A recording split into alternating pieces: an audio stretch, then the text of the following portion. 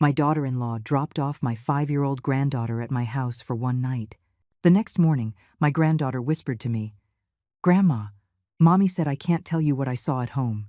I asked her, "Sweetheart, what was it that you saw?" Her answer made me call the police immediately. I'm glad you're here. If you're watching this video, please like it, subscribe to the channel, and tell me in the comments where you're listening to my story of revenge. I want to know how far it has traveled. I still clearly remember that evening, when the yellowish glow of the streetlights fell on the porch and cast trembling shadows from the bare trees, which seemed to mirror my own heart at that moment. I lived in a small house on the outskirts of Phoenix, where every corner was soaked in memories of days gone by. That night, my daughter-in-law, Jenna, brought my granddaughter Lily over. She said she had to work the night shift, an excuse I had heard countless times before. But this time, something was different, like a draft of cold air seeping through a crack in the door that made me shiver. Jenna stood on the threshold, hesitating to come inside as she usually did. Her hands were clutching the handles of her purse, her knuckles so tight they were white. Her eyes darted nervously down the street, as if searching for some invisible silhouette in the darkness. "You don't mind, do you?" she asked me, her voice trembling, repeating the same question for the third time, even though I had already nodded and smiled to reassure her.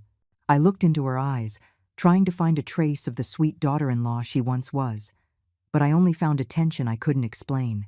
Next to Jenna, Lily, my little granddaughter, hid against her mother, tightly hugging her teddy bear named Milo. That bear was already worn and faded, like the years that had watched Lily grow up amidst sorrow.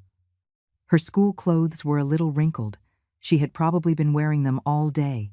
Her big, round eyes looked at me with a mix of shyness and pleading, as if asking for a safe haven. My heart ached. How long had it been since I was last able to hug my granddaughter and hear her laugh like in the old days? As Jenna was about to leave, she leaned down to Lily and whispered, low enough but just loud enough for me to hear, "Sleep well, my love. I'll come for you tomorrow." Then she looked up, and her eyes met mine in a fleeting glance. In that instant, I felt something. Was it a warning or a plea? I wasn't sure, but that look left my chest feeling heavy. Jenna turned quickly, and her slender figure soon disappeared into the darkness, leaving me alone with Lily on the porch. I took Lily's hand and led her inside. My small kitchen was filled with the aroma of the chicken noodle soup I had prepared since the afternoon to welcome her.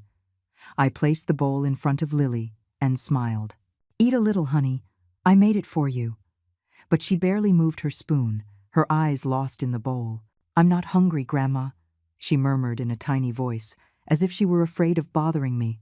I tried to keep smiling, but inside, I was hurting. My Lily, the girl who used to chat excitedly about school, now seemed like a silent shadow. All evening, Lily snuggled on the sofa, hugging Milo tightly, her gaze fixed on the screen where brightly colored cartoons were playing. But I knew she wasn't really watching them. Her eyes were empty, as if lost in a world I couldn't enter. I sat beside her, wanting to ask her questions, to get closer to her. But every time I tried to speak, I saw that distance in her eyes, and I fell silent.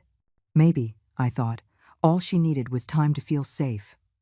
That night, I made her bed next to mine in the small bedroom where I still keep the old bed of my son, Michael. Lily lay down quietly, hugging Milo, with her back to the wall. In the silence, I could clearly hear her sighs, heavy, like those of an adult tired of life. Those sighs reminded me of my own sleepless nights after Michael's passing, when I could only hear the painful beats of my own heart. I wanted to hug Lily, to tell her that I would always be there, but I was afraid of scaring her. So I stayed still, listening and praying for her to have a peaceful sleep. But my own sleep was restless. Around midnight, I was startled awake by Lily's sobs.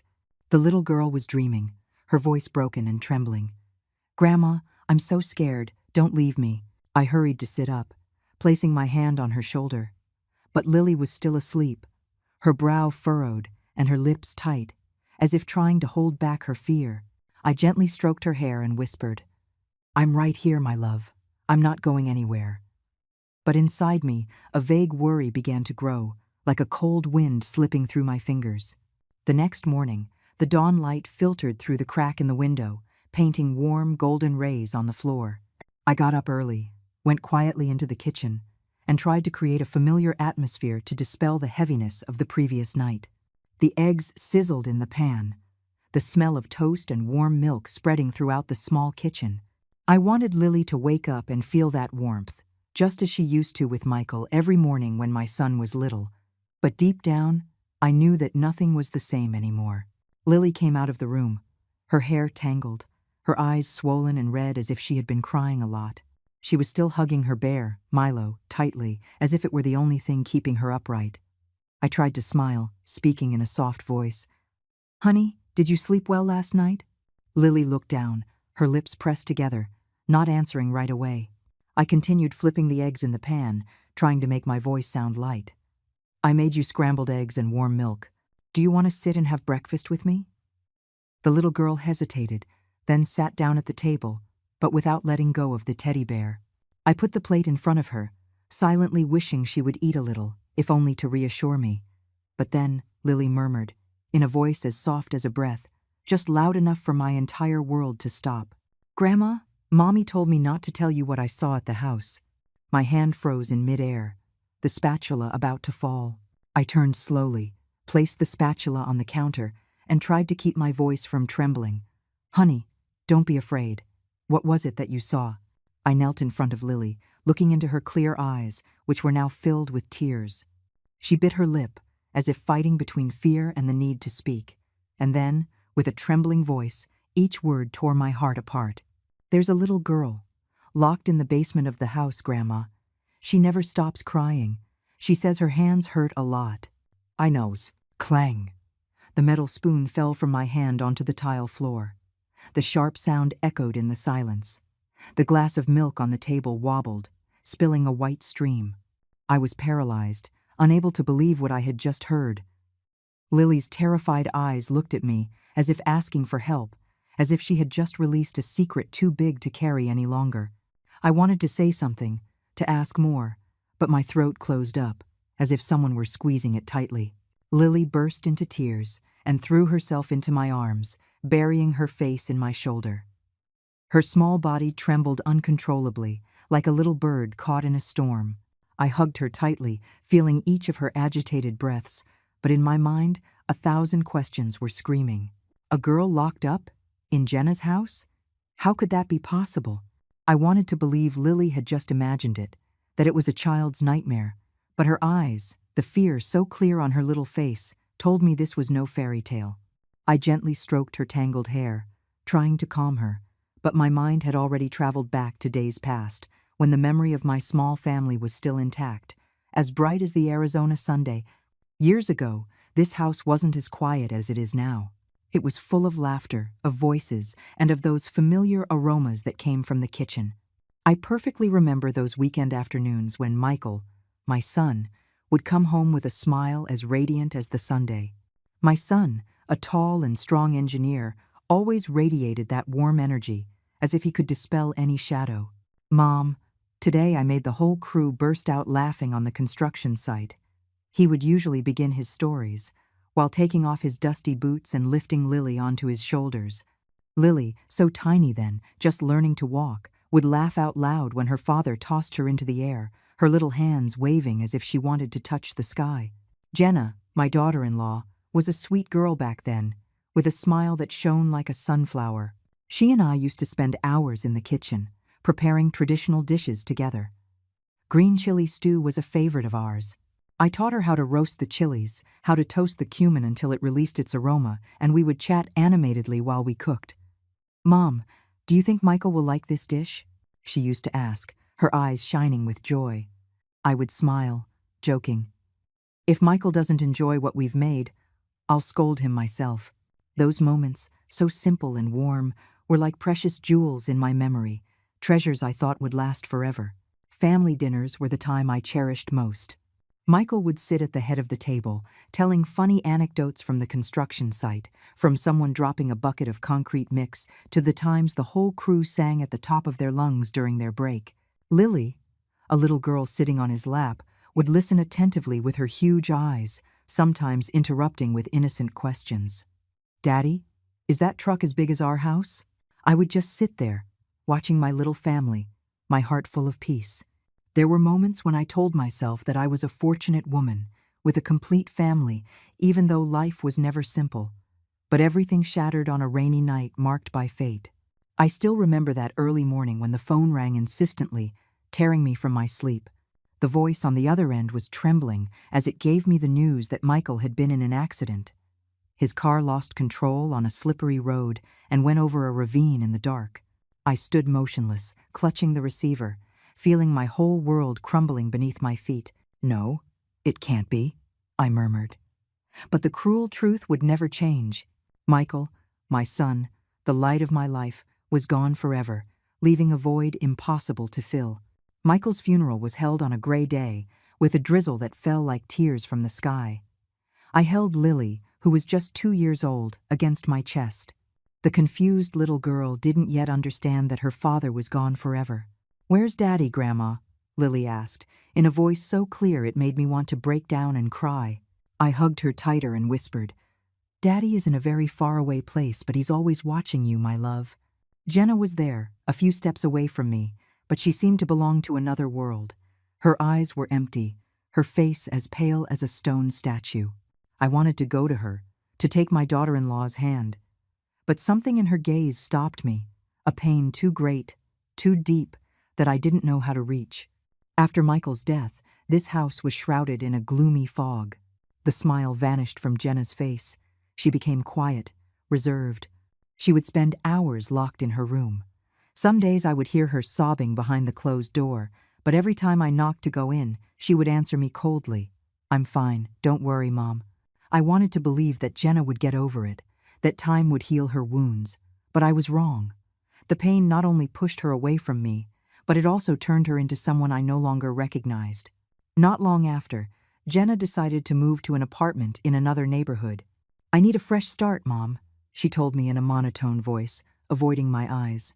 I understood that she not only wanted to leave this house, but also to escape the memories of Michael, the memories that every corner and every object brought back. I didn't blame her, but my heart broke when Lily had to go with her. The little girl was the only light I had left in my life, and now I could only see her on the few weekends they let her stay with me. The house became huge and cold. I kept Michael's picture on the wall, next to a family photo from a day out, when Lily was just a baby, sitting on her father's shoulders, laughing her head off. Every night I would sit in front of that photo and whisper to my son, "Michael, what should I do? I miss you so much." But only the wind whistling down the hallway answered me, reminding me that now I was left with only loneliness. In subsequent visits, I noticed that Lily was changing. Her eyes, once bright and clear, now reflected a sadness that was hard to name. She spoke less, smiled less, and whenever I tried to ask her something, she would lower her head and hug her teddy bear Milo tightly, as if it were her only shield. "I'm fine, Grandma," she always told me, but her gaze told another story. I asked Jenna about it, but she would only give me evasive answers. "Don't worry, Mom, I take good care of Lily." I wanted to believe her. I wanted to think she was doing everything possible to be a good mother. But inside, a growing unease consumed me. I had no choice but to swallow my tears and watch helplessly as my granddaughter drifted further and further away. And it was then that today, that veil of secrecy was shattered by a terrifying whisper from my little Lily's mouth. I tried to calm Lily down after her confession, gently stroking her messy hair, whispering to her, "It's okay, my love. Grandma will take care of everything." But Lily just shook her head, her tear-filled eyes closing tightly, as if she wanted to hide from the world. She clutched Milo, the worn-out teddy bear that had become her only friend in these lonely days, to her chest. I wanted to ask her more, to pull out more details, but seeing her little shoulders trembling, I didn't have the courage to insist.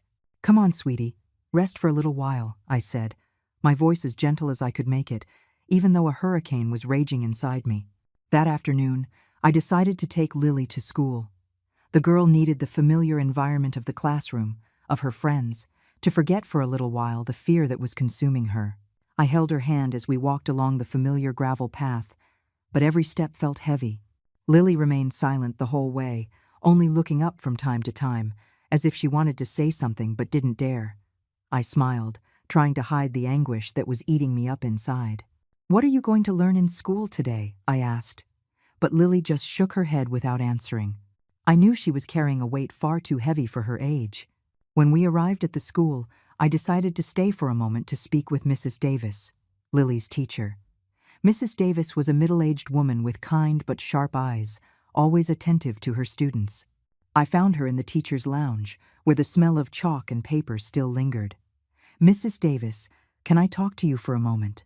I asked in a low voice, as if afraid someone would overhear. Mrs. Davis looked at me with a hint of concern. "Of course, Carol. Is something wrong with Lily?" I sat in an old wooden chair in the room, and I told her what Lily had said to me that morning. My voice trembled when I mentioned the girl locked in the basement. Mrs. Davis listened attentively, her brow furrowed and her hands clasped tightly.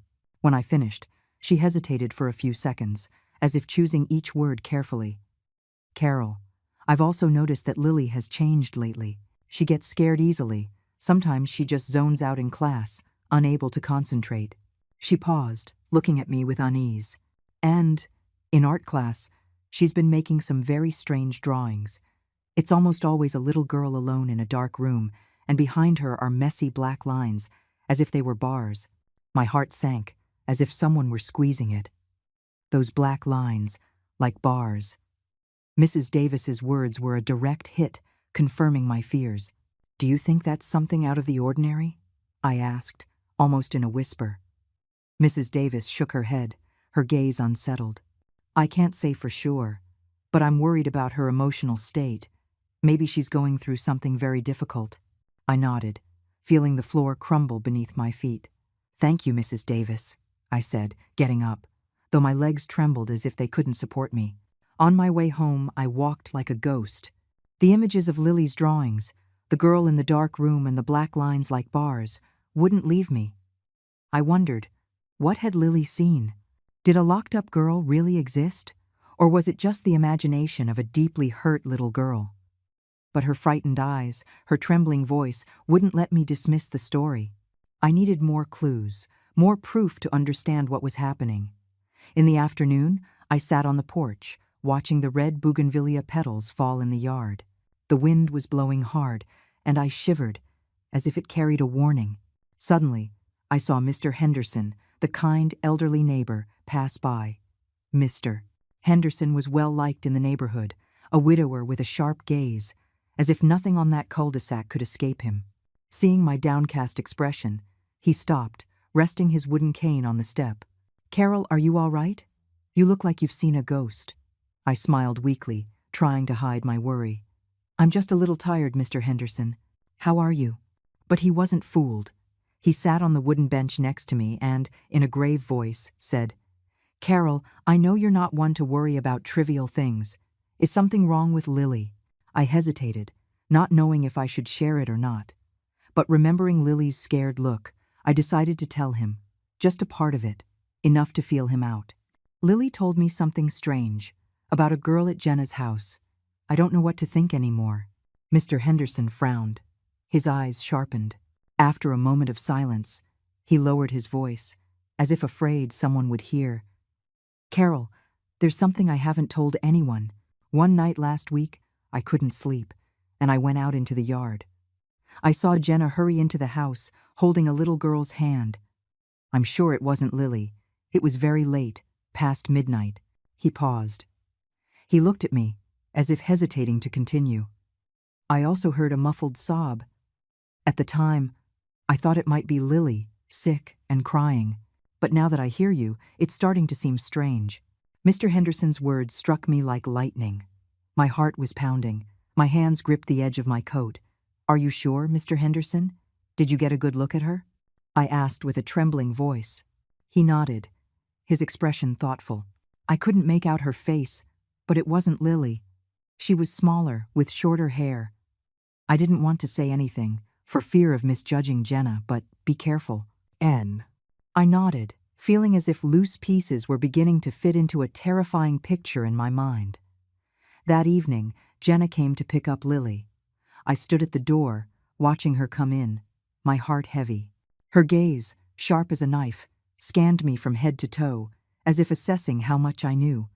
"Thanks for watching, Lily," she said coldly, without a hint of her former warmth. Lily hid behind her mother, hugging Milo, her teddy bear, tightly, looking at me with worried eyes. I wanted to keep her there, to ask more, but Jenna's glare stopped me. She took Lily by the hand and pulled her away quickly, without another word. I remained on the threshold, watching their silhouettes disappear down the street, my heart heavy. At dawn, I woke up with an unbearable weight on my chest, as if the whole world was against me. I had decided to step out of my comfort zone and face the truth, even if it hurt. I took the first bus downtown, sitting silently in the back, looking through the fogged-up window. The familiar streets passed by, but that day they felt distant, cold. The police station came into view, an old building with stained walls. I went inside, and the air, thick with the smell of damp paper and burnt coffee, intensified my anxiety. I stood in front of the front desk, my trembling hands clutching my coat, trying to keep my voice steady. "I want to speak with whoever is in charge," I told the young officer who was glancing through some records. He looked at me with a spark of curiosity and then led me to a small room where Detective Morales was sitting behind a scratched wooden desk. Morales was a middle-aged man with a hardened face and tired eyes, as if he had witnessed too many painful stories. I sat down, took a deep breath, and began to tell him everything. I spoke of Lily's whisper, of the girl locked in the basement, of the strange drawings Mrs. Davis described, and of Mr. Henderson's account of the unknown girl who appeared in the night. My voice trembled, but I tried to speak clearly, as if each word were a brick building a wall of truth. "Sir, I know this sounds crazy, but Lily isn't lying. My granddaughter is scared, and I believe something very bad is happening." I finished, looking fixedly into Morales's eyes, hoping he could see the urgency in mine. Morales listened, his hand tapping a steady rhythm on the desk, but when I finished, he slowly shook his head. "Ma'am, I understand your concern," he said in a flat, emotionless voice. "But all we have is the word of a child, a few drawings, and a neighbor's testimony. That's not enough legal ground to request a search warrant for your daughter-in-law's house." His words were like a bucket of cold water in my face. I felt the blood drain from my body. I clenched my hands tightly to stop the trembling. "What if there really is a child in danger, sir?" I pleaded, my voice breaking. "If Lily is telling the truth and we do nothing, what will happen to that girl?" Morales sighed, and a faint glimmer of compassion appeared in his eyes. "We'll file your report," he replied with the same coolness. "But for now, you have to wait. We need more concrete evidence." I wanted to scream, to say that time waits for no one, that every minute could be a minute of danger for the girl Lily spoke of. But I just nodded, got up, and felt that my legs could barely hold me. "Thank you, sir," I murmured, though inside I just wanted to scream with helplessness. Leaving the police station, I felt as if the whole world had turned its back on me. The midday sun was beating down, but I only felt cold. I walked to the bus stop with my mind blank, repeating to myself over and over, "What do I do now?" I had hoped the police would act immediately, that they would believe Lily's words, but now I was left with only loneliness and the fear of not being able to protect either my granddaughter or that nameless child. That afternoon, I went to the grocery store to buy some food, trying to keep busy with everyday tasks to stay calm. But as I walked past the familiar aisles, I heard the whispers. "Old Carol is losing it. She must have some problems upstairs," one of the cashiers muttered to her colleague, loud enough for me to hear. "Who accuses their own daughter-in-law of kidnapping kids?" I stopped, feeling a dagger in my heart. I turned towards her, but she immediately looked down, pretending to be busy with the items on her counter. I knew in that instant. Jenna had acted faster than I thought. She had already spread the word throughout the neighborhood, saying I was delusional from missing Lily so much that I had invented a story to get my granddaughter back. I returned home with my heart as heavy as a rock. I sat on the porch, watching the bougainvillea flowers fall, trying to find some peace. But the tragedy reached its peak that very night. When the sun went down, I heard a car pull up to the gate. Jenna came to get Lily, but this time she didn't come into the house as usual. She stayed in the yard, hugging Lily tightly, crying inconsolably in front of her brother, Kevin. "She's slandering me, Kevin," Jenna cried, her voice broken. "She says I kidnap children, that she wants to ruin my life. I just want to take care of Lily, and she does this to me. Kevin, a tall, rough man, came up to me, pointing his finger and growling. "Ma'am, please leave my family alone. Who do you think you are, slandering my sister like that?" I stood motionless, my heart squeezed as if it were being strangled. The neighbors began to gather on the street, and all those looks of curiosity, pity, and distrust were fixed on me. "Carol must miss her granddaughter too much. That's why she's making things up," someone murmured. "Poor thing, she's getting old," another agreed. I wanted to scream. I wanted to say that I wasn't crazy, that Lily had seen something awful, but the words got stuck in my throat. I just stood there, motionless, feeling the whole world turn against me. From the car, Lily turned to look at me through the window. Her eyes were full of sadness and desperation, as if to say, "Grandma, save me." I wanted to run to her, to hug her, not to let her go, but my legs were rooted to the spot. Jenna started the engine, and the car drove away, leaving my granddaughter behind and me alone, exposed under the stares of the neighborhood. I heard the murmurs behind me, from people who were once close neighbors and now looked at me like a delusional old woman. I might have been alone, but deep down, I knew I couldn't give up. Stumbling, I went into the house after that bitter confrontation in front of the neighbors. My steps were heavy, as if chained by suspicious glances and whispers. I thought I had grown accustomed to the pain of loss, but now I felt like a dry leaf, swept away by the wind, with no strength to resist the storm. I collapsed onto the old living room armchair, my eyes fixed on Michael's portrait on the wall. My son's smile was as warm as ever, but it only tore me up more inside.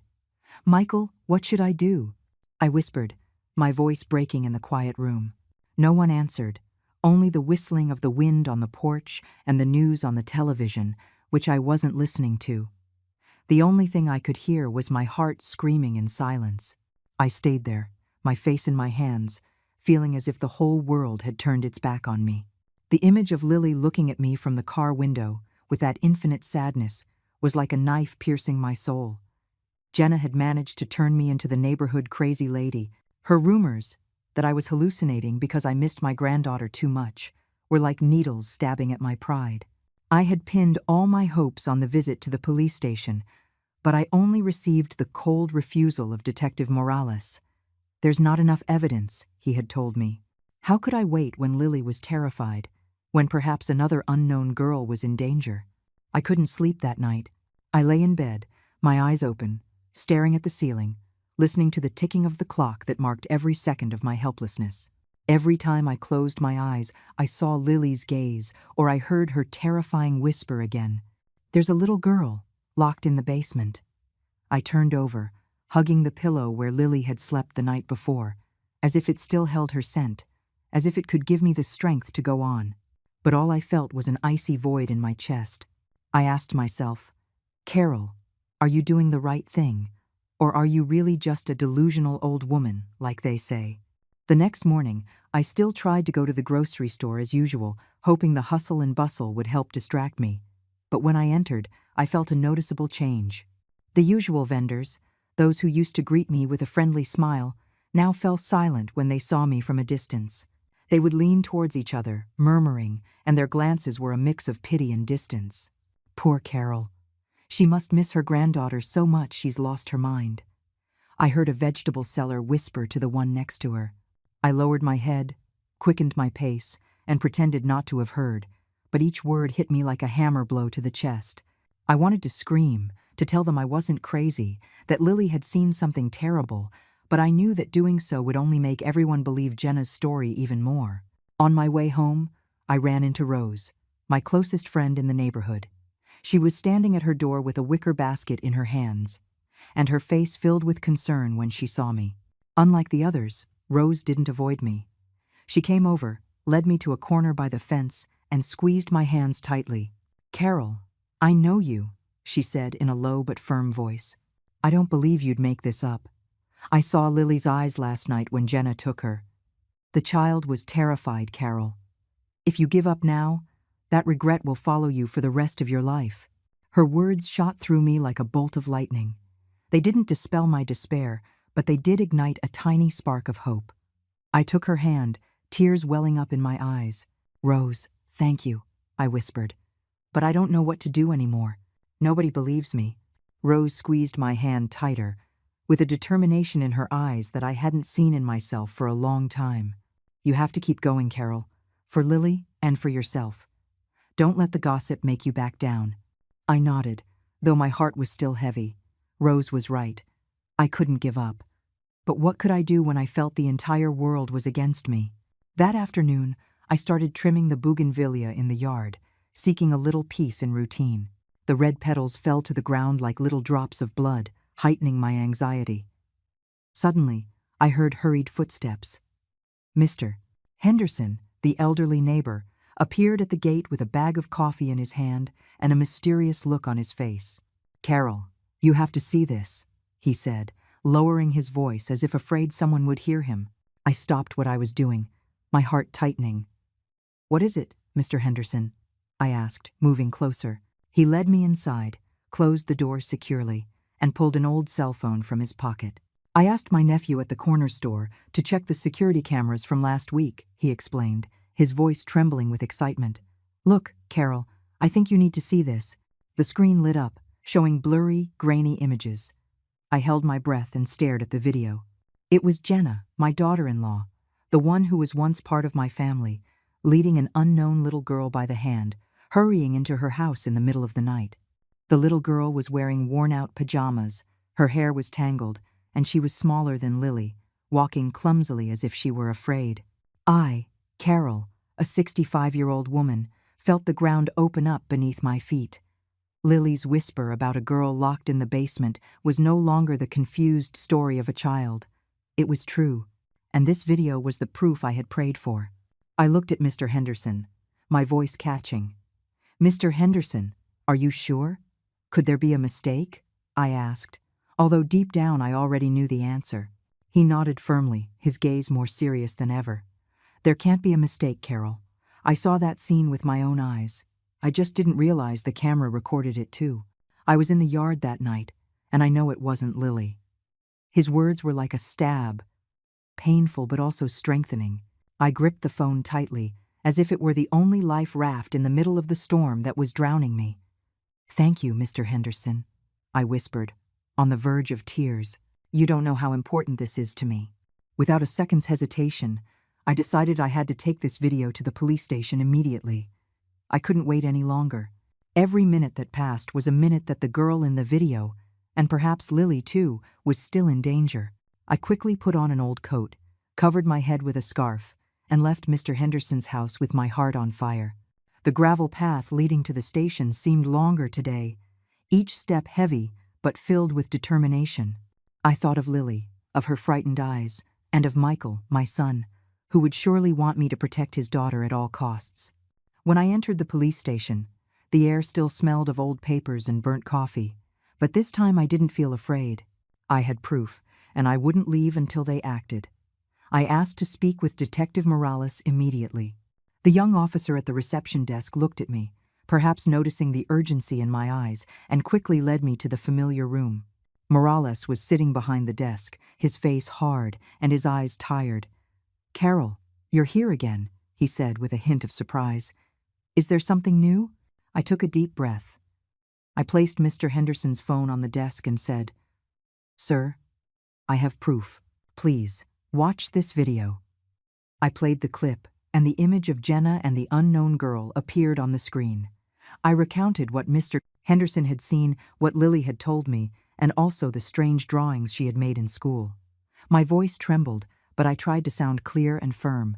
That is not Lily, and I don't know who this girl is, but I think she's in danger.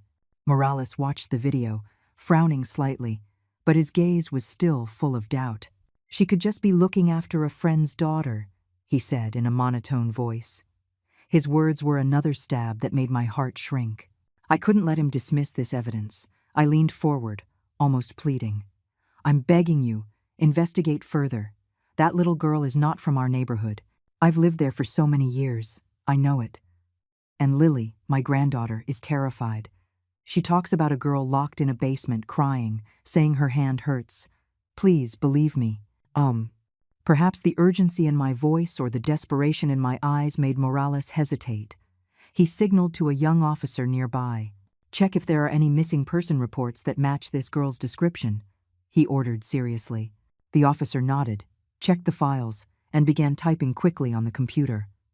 I sat there, my heart pounding, my hands gripping the edge of my coat, as if holding on to my last hope. After a few minutes, the young officer suddenly exclaimed, "Detective, look at this. The girl in the video matches the description of Sophie, 5 years old, reported missing 2 weeks ago from the next town over." He showed the computer screen to Morales, and I saw his face change immediately. His tired eyes now shone with a seriousness I had never seen. He stood up abruptly and said firmly, "Verify this information immediately. Contact the precinct in the neighboring town. Request the complete disappearance file." My heart was pounding inside my chest, as if it would burst. Here it was. This was the proof I needed. The girl's name, Sophie, was like a lightning bolt that pierced the darkness of my soul. I looked at Morales, tears about to stream down my face, but I held them back. "Thank you, sir," I whispered with a choked voice. "Thank you for listening." Morales didn't reply, just nodded, but I saw a change in his eyes.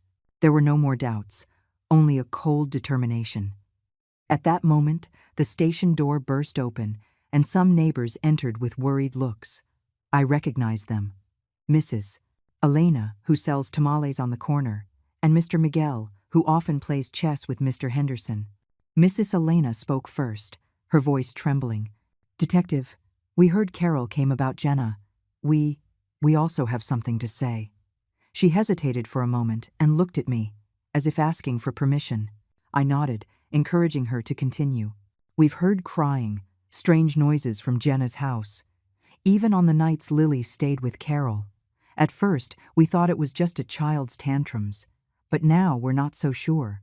Mr. Miguel nodded and added, "One time I saw a light flickering in her basement, just before dawn. I didn't think anything of it, but now that I think about it, it seems strange." I nixed. Their words were like the final pieces of a puzzle, completing the terrifying picture that was already forming in my mind. I looked at Morales, hoping he would see the gravity of the situation. He nodded, and in his eyes, there was no longer a shred of doubt. "There's enough evidence, ma'am," he said in a firm voice. "We will request a search warrant immediately." I nodded as the tears finally streamed down my face. For the first time, after so many dark days, I saw a ray of hope. I returned home after leaving the police station, my mind in a knot, happy that they had finally decided to act, but also fearful of what was to come. I thought I was used to life's storms, but now I was facing a hurricane that I didn't know if I could withstand. Mr. Henderson's video, the confirmation about Sophie, and the neighbors' accounts had ignited a spark of hope, but they also made me tremble at the thought of what I was about to face.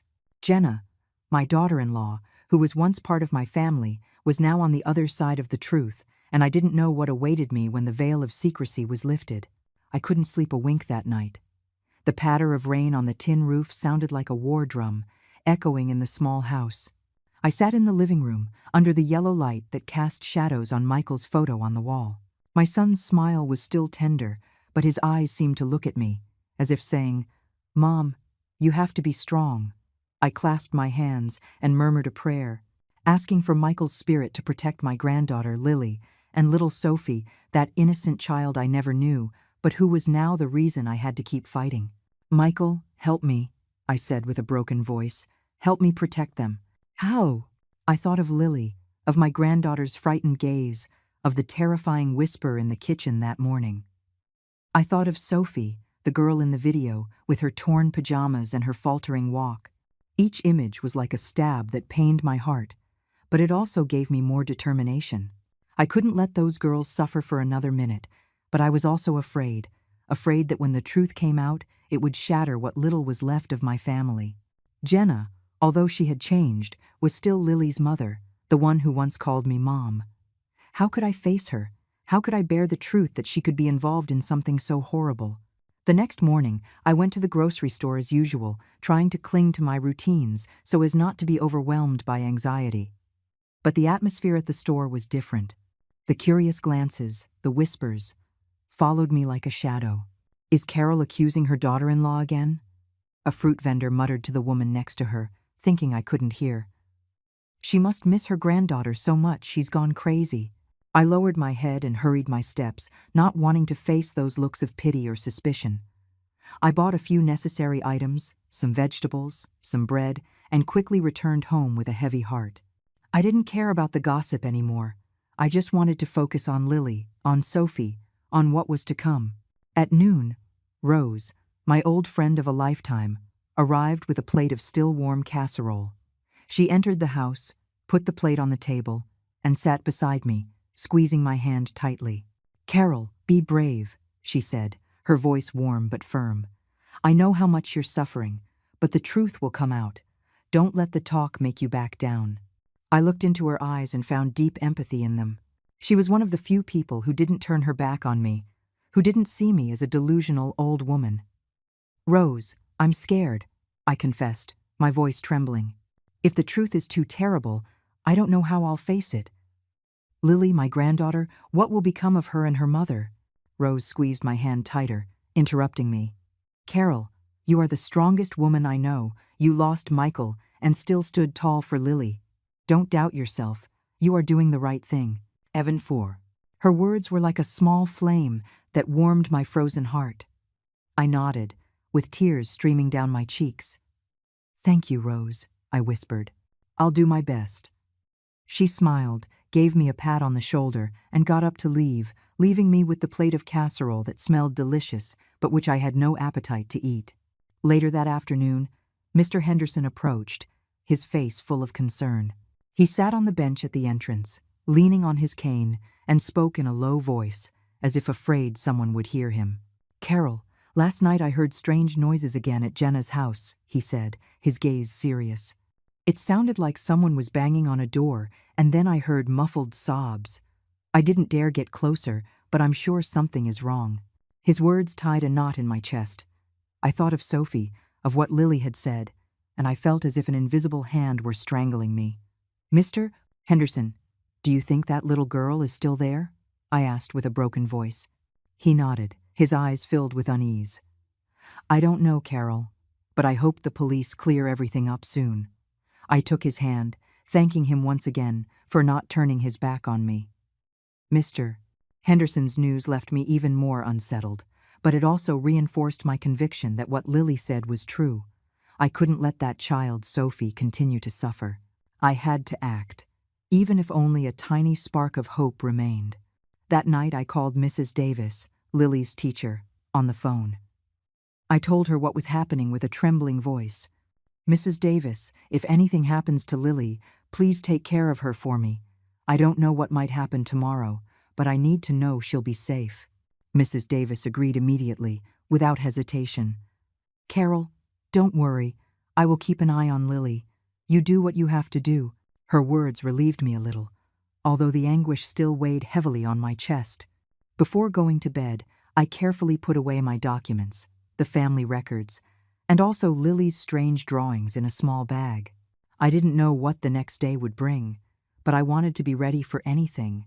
I sat in front of Michael's photo, whispering, "Son, I'm doing what I can. I won't let Lily suffer anymore."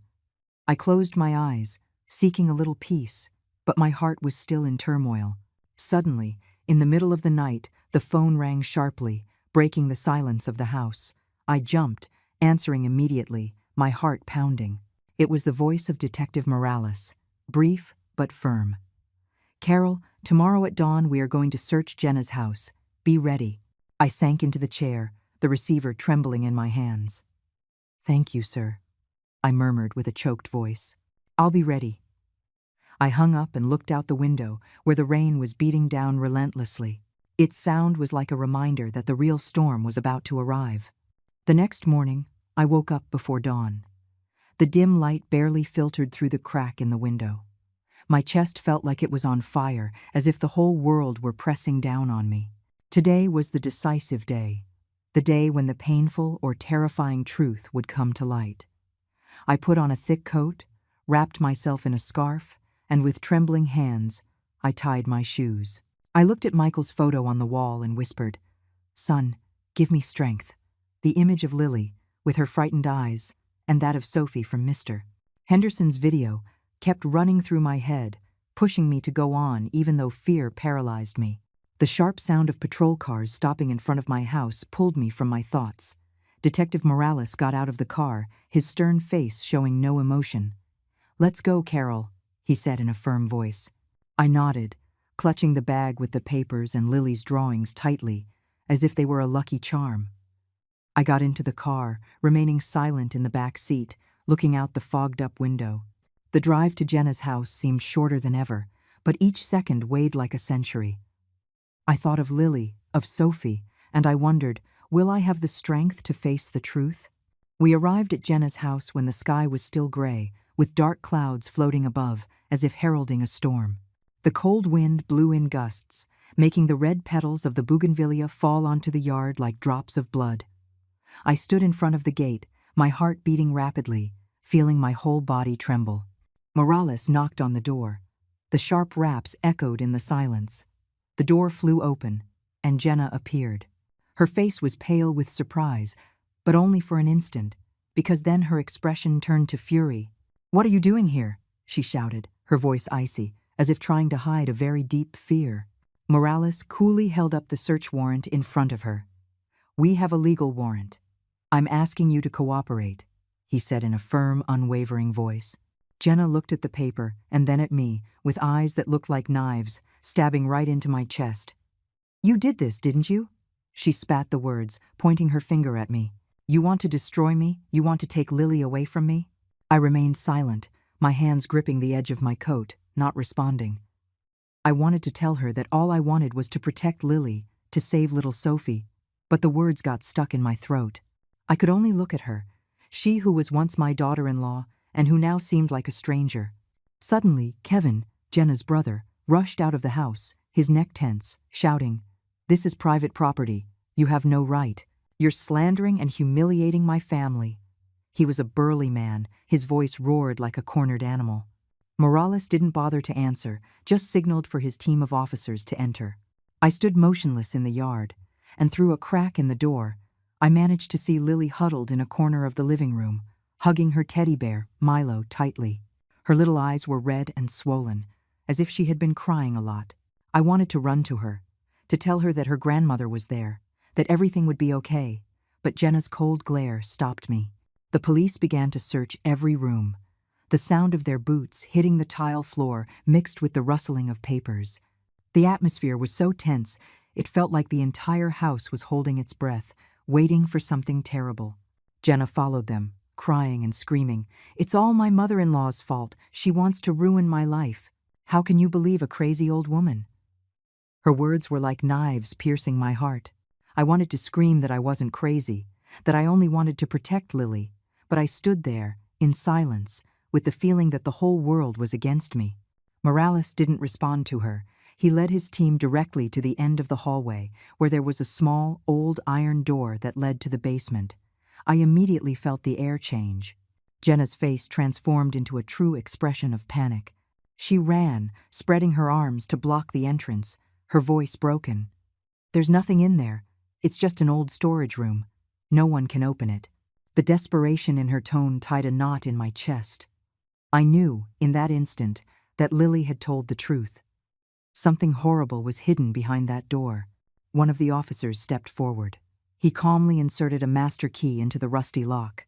Kevin roared, trying to lunge at him to stop him, but two officers immediately restrained him. "You can't open it!" he shouted, struggling, but his strength was not enough to break free from these burly men. I almost stopped breathing. My hands clenched until they hurt. The neighbors were already gathering on the street, murmuring, their gazes fixed on the house. I heard someone say, "My God, could what Carol said be true?" But I had no room for that in my head. All my attention was on that iron door. The lock opened with a sharp click. The officer pulled hard on the door, and a chilling creak echoed, like the scream of a long-buried secret. From the deep darkness inside, a faint, trembling child's cry could be heard, like a restrained plea for help. The basement door burst open, and a gust of damp, musty air shot out, as if the darkness itself were exhaling terrifying secrets. I was standing in the yard of Jenna's house, feeling my heart stop. The soft sob from inside was faint but clear, like a plea from beyond the grave. A police officer turned on his flashlight. The beam of light swept across the stained walls, the torn cardboard boxes, and then, from a shadowy corner, a small silhouette came staggering out. It was Sophie, the girl from the video, the girl Lily had spoken of with fear in her eyes. Her hair was matted, her face covered in dust, her torn pajamas stuck to her thin body. Her left arm was crudely wrapped in a dirty rag, and her wide-open eyes stared in panic at the strangers around her. I was stunned. My legs gave way. I had to grab onto a porch column to keep from falling. The image of Sophie, so small and fragile, was like a knife to my heart. I thought of Lily, of what she must have witnessed, and tears welled up in my eyes, rolling down my cheeks. "Sophie," I whispered with a broken voice, as if saying her name could ease her pain. A female officer ran forward, lifted Sophie into her arms, holding her tightly against her chest as if to protect her. "Call for an ambulance, now!" she shouted, her voice filled with urgency. The little girl clutched an old, faded cushion, her hands trembling, as if it were the only thing left of her safe world. The neighbors crowded into the yard, all stunned. The murmurs grew like a wave. "My God, it's true! Carol was telling the truth after all," a voice said, and I could hear the regret in it. The same people who had turned their backs on me, who had called me a crazy old woman, were now standing there, heads bowed, unable to look me in the eye. But I felt no triumph, only pain. Pain for Sophie, pain for Lily, and pain for myself, watching my family break apart once more. Jenna screamed, her voice unhinged, lunging towards the policewoman holding Sophie. "No, I didn't lock her up. I was just trying to protect her," she shrieked, tears streaming down her pale face. But her voice no longer held any conviction. It was nothing more than the desperate cry of someone who knew her secret had been discovered. Kevin, Jenna's brother, was still struggling, trying to defend her, while two officers held him firmly. "This is a trap. They're setting my sister up. It's all a plan by that old woman," he yelled, pointing at me, his eyes blazing. I remained motionless, not answering, just looking at him, and then at Jenna, my soul torn. I once considered them family, but now they were like strangers, standing on the other side of the truth. Detective Morales interrupted with an icy voice. "Quiet. The crime is in plain sight." He motioned for his team to continue searching the basement. They rummaged through old boxes, checked every corner, and then an officer held up a bundle of documents, his voice trembling. "Detective, you have to see this." I held my breath as I watched Morales open the package. They were notebooks, filled with strange symbols, disordered phrases about a dark sect. In one of them, I saw the name Esteban Vargas written in scrawls, next to a signature. Morales frowned, and his voice became grave. "Esteban Vargas. This name sounds familiar. He was the leader of an extremist group the press exposed last year." Morales's words were like a thunderbolt, stunning both me and the crowd around us. I thought of Jenna, of the changes she went through after Michael's death, of her strange gaze, of the terrifying silence she kept whenever I asked her about Lily. How could she get involved with someone like Esteban Vargas? How could someone who was once my sweet daughter-in-law fall down such a dark path? I wanted to run to her, to ask her, to understand why, but my legs were rooted to the ground. Sophie was taken to the ambulance. The little girl was weak, her eyes still filled with panic, but her tiny voice rose like a plea. "Mommy, I want to go back to Mommy." Those words broke my heart. I thought of Sophie's mother, who was surely suffering somewhere, waiting for her daughter, and I prayed that they would soon be reunited. I looked towards Lily, saw her huddled in a corner, her eyes red, watching the ambulance drive away. I wanted to run and hug her, but Morales signaled for me to stay put, as if he knew this moment wasn't over yet. Jenna was handcuffed. Two officers led her out of the house. As she passed by me, she stopped. Her eyes shone with hatred. "You destroyed everything," she said through gritted teeth, her voice trembling with rage and pain. I looked into her eyes, trying to find any trace of the daughter-in-law I once loved, but I only found an unfamiliar coldness. I returned home after a long day at the police station, my body exhausted, but my heart still in shock. I had been through the darkest days of my life, but now, with the truth exposed, I felt a ray of hope filter into my heart. The news of the case spread like a wildfire, and our small town suddenly became the center of attention. The press, the television stations arrived, satellite trucks filled the street, and reporters with cameras and microphones relentlessly asked about the story of Sophie, of Lily, and of me. But I didn't want to talk much. I just wanted to be by Lily's side, to hug her tightly and know that she was safe. I went to the hospital in the afternoon, where Sophie was being treated. Her parents, the Jacksons, had arrived immediately after receiving the call from the police. I stood in the hallway, looking through the glass, watching them desperately hug the daughter they thought they had lost forever, crying with choked sobs. Mrs.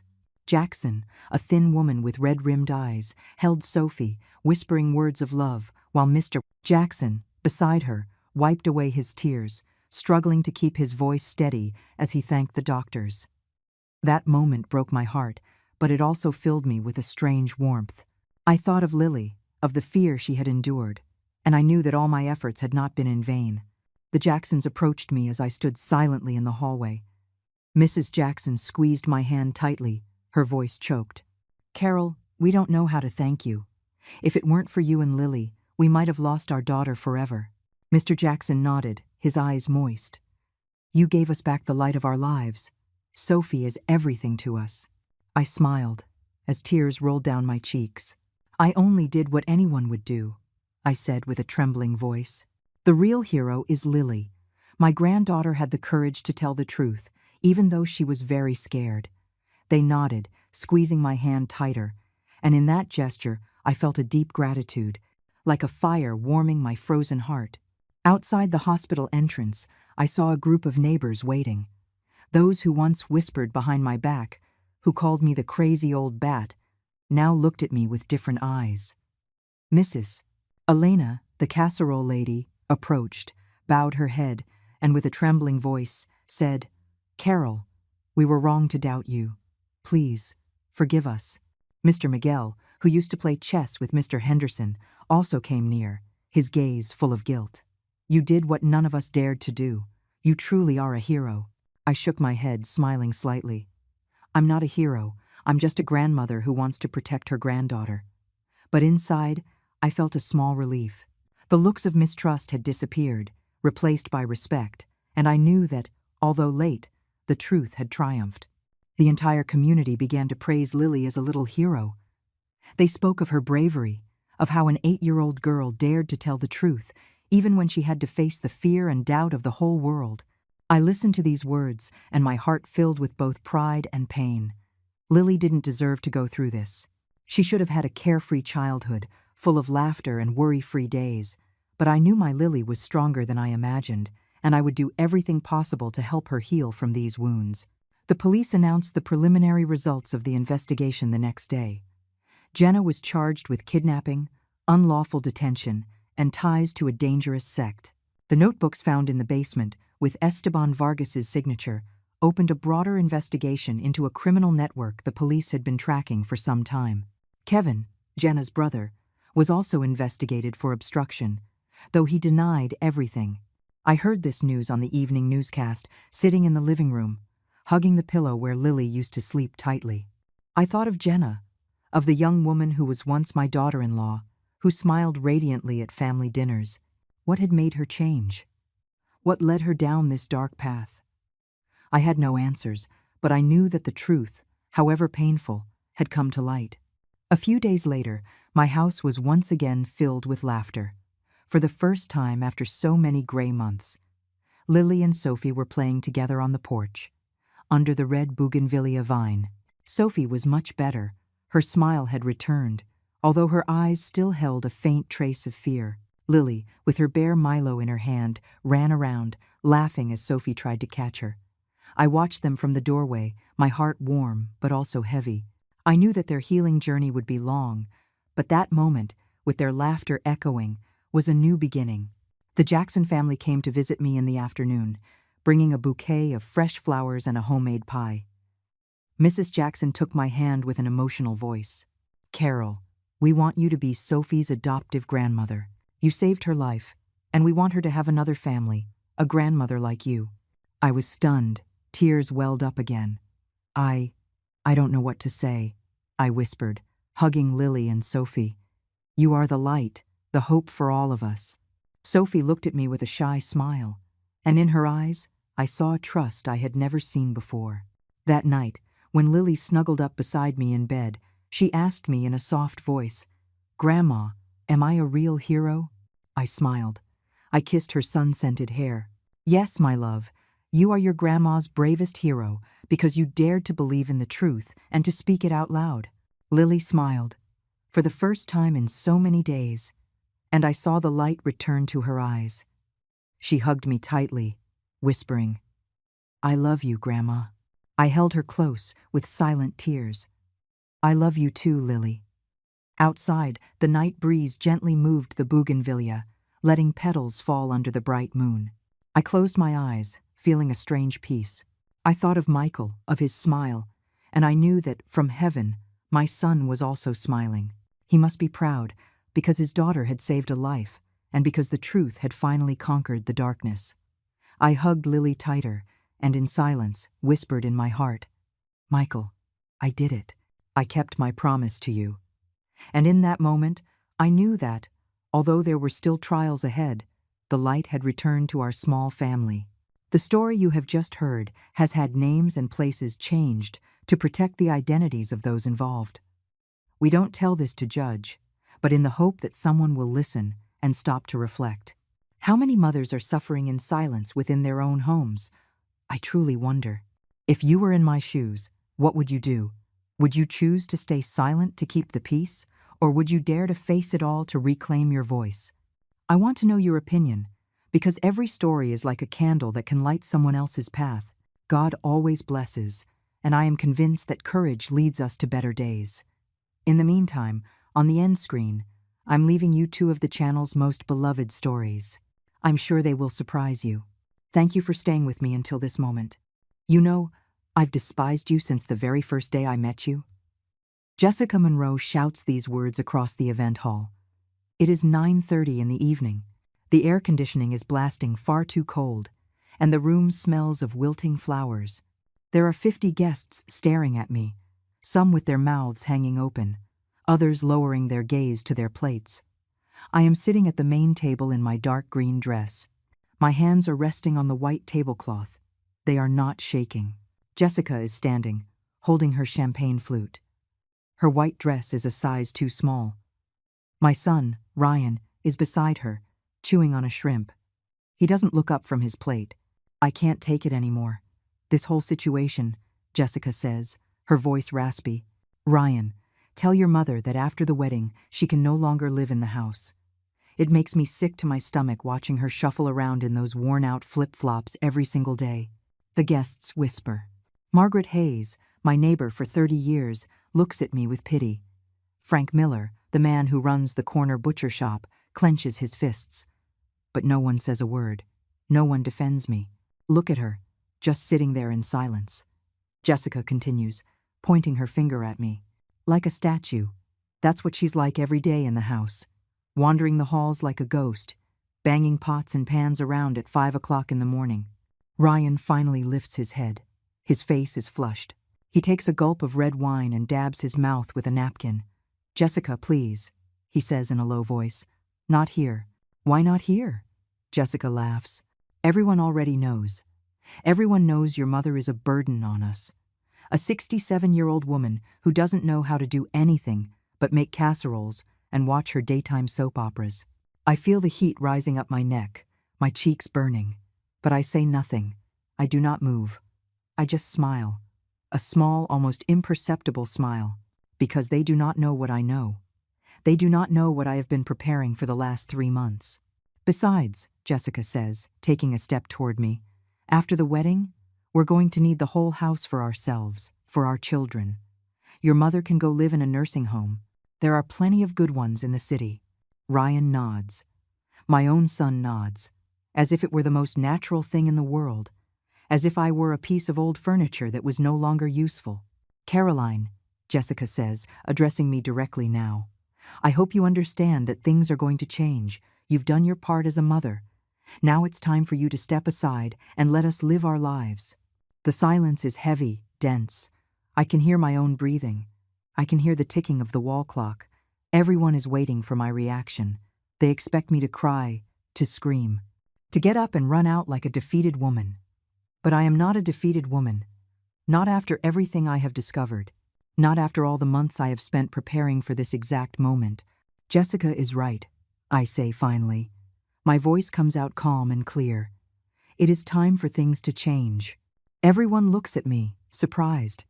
Jessica smirks, thinking she has finally broken me. Ryan sighs in relief, believing this will be easier than he thought. But then I do something no one expects. I raise my right hand and give a discreet signal to the MC standing by the sound system. He sees me. He has been patient. He knows exactly what to do. We have rehearsed this many times. "Ladies and gentlemen," the MC says, taking the microphone, "the mother of the groom has prepared a very special surprise for the future spouses. A gift they will never forget." Jessica looks at me, confused. Her malicious smile slowly fades. Ryan stops chewing, his mouth agape. Everyone turns toward the giant screen hanging on the main wall of the hall. The lights dim. The murmur of the guests ceases completely. I continue to smile. Because after 67 years of life, after 40 years of marriage, after 35 years of being a mother, my moment has finally arrived. The screen hums to life. And then, slowly, the video that will change everything forever begins to play. The video that will show everyone who my son Ryan really is, who Jessica Monroe really is. The video that will set me free, once and for all. In the darkness of the hall, as the screen comes alive, I think of only one thing. They had no idea I had it all planned. That for months I had been gathering proof. That for months I had been waiting for this exact moment. My revenge is just beginning. It all started 5 years ago, when my husband Theodore died of a heart attack. Ryan was 30 years old then. He was living in his downtown apartment, working at his godfather's hardware store, and he would come visit me every Sunday after church. He would bring donuts and fresh ground coffee. We would sit in the kitchen and talk about his job, his plans, the girls he was dating. "Mom," he would say, taking my hand, "don't you worry about a thing. I'm always going to take care of you. Dad asked me to before he died, and I gave him my word." Those words were a comfort. They made me feel that I was not alone in the world, that my only son loved me as I had loved him for all those years. But everything changed when Ryan lost his job. The hardware store went under, and he could not find anything else. He had bank debts. He had to give up his apartment. One night, he showed up at my house with 2 suitcases and eyes red from crying. "It's just for a few months, Mom," he said, "until I get back on my feet." I said yes. Of course I said yes. He was my son, my only family. The house was large, filled with memories of his father. I thought it would be nice to have the company. The first few months were peaceful. Ryan looked for work during the day. At night, we would watch television together. I cooked his favorite meals. He helped me with the heavy groceries. It seemed like everything would be fine. But Ryan did not find a job. 6 months passed, then a year. He started drinking beer in the afternoons. He would stay up late watching videos on his phone. He stopped helping me with chores around the house. He stopped looking for work with the same energy. "This town has no opportunities," he would say. "All the jobs are for young people who know their way around a computer." I tried to encourage him. I told him things would get better, that he had to be patient. But inside, I was starting to worry. My son was changing. He was becoming bitter, resentful. And then Jessica Monroe appeared. He met her at a birthday party at his cousin Megan's house. Jessica was 23 years old. She worked as a paralegal at a law firm and came from a wealthy family. Her father owned 3 clothing boutiques downtown. Ryan came home that night talking about her as if he had met a goddess. "Mom, she's the most beautiful woman I've ever seen.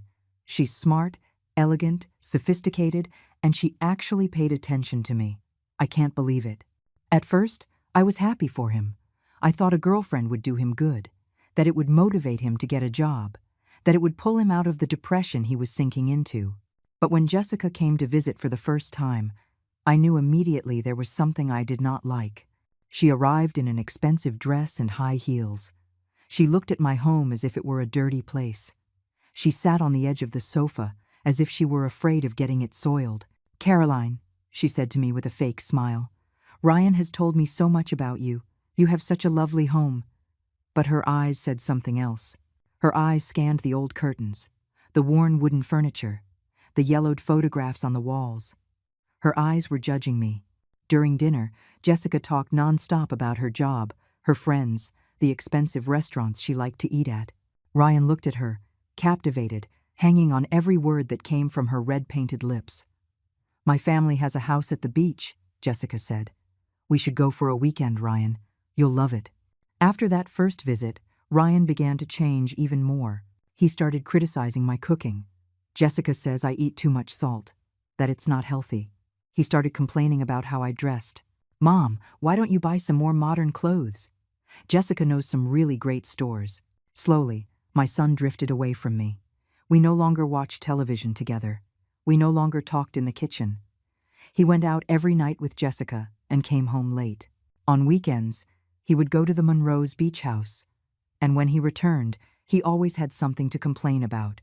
That the house was too old, that I did not know how to cook modern food, that my friends from the neighborhood were uneducated people. "Jessica says you should learn how to use a computer," he told me once. "That women your age can't afford to get left behind." "Jessica says this house needs a complete remodel," he said another time. "It'll never be worth anything looking like this." It was always, "Jessica says this, Jessica says that," as if that girl's opinions were worth more than mine, as if she knew my own house, my own life, better than I did. But the worst came when Ryan announced they were getting married. It was a Tuesday evening. I was washing dishes after dinner. He came in with a bottle of wine and 2 glasses. "Mom, I have some important news," he said. "Jessica accepted my proposal." End of 2. I forced myself to smile, to congratulate him, to hug him. But inside, I felt a cold knot in my stomach, a premonition, a fear I could not explain. "When are you getting married?" I asked him. "In 6 months. Jessica wants a big wedding. Her parents are going to pay for everything." That night, after Ryan went to bed, I lay awake, thinking about how my son had changed, thinking about the way Jessica looked at me, thinking about the future. And for the first time in my life, I was afraid of being alone. Not alone because my husband was gone, but alone because my own son was becoming a stranger. Someone who no longer saw me as his mother. Someone who saw me the way Jessica saw me. As an obstacle. As something old and useless. That was the night I began to understand that my son was no longer my son. He had become someone else. A person I did not know. A person who scared me. The first time I learned the truth was on a Thursday afternoon. Ryan had gone out with Jessica to look at wedding dresses. I was cleaning his room, because he never did it anymore. Under his bed, I found a folder full of papers. At first, I thought they were documents from the job he had gotten at the gas station. But when I saw my name written on one of the papers, my curiosity got the better of me. I opened the folder, and my world fell apart. They were bank documents. Paperwork for a loan Ryan had taken out using my house as collateral. My house. The house my husband and I bought with the sweat of 40 years of work. The house where Ryan was born and raised. He had forged my signature. He had submitted documents stating that I had agreed to put the house up as security for a $20,000 loan, money he had used to buy a new car and to pay for the honeymoon Jessica wanted in Cancun. My hands trembled as I read. My heart pounded so hard I thought I was going to have a heart attack like my husband. Ryan had lied. He had committed fraud.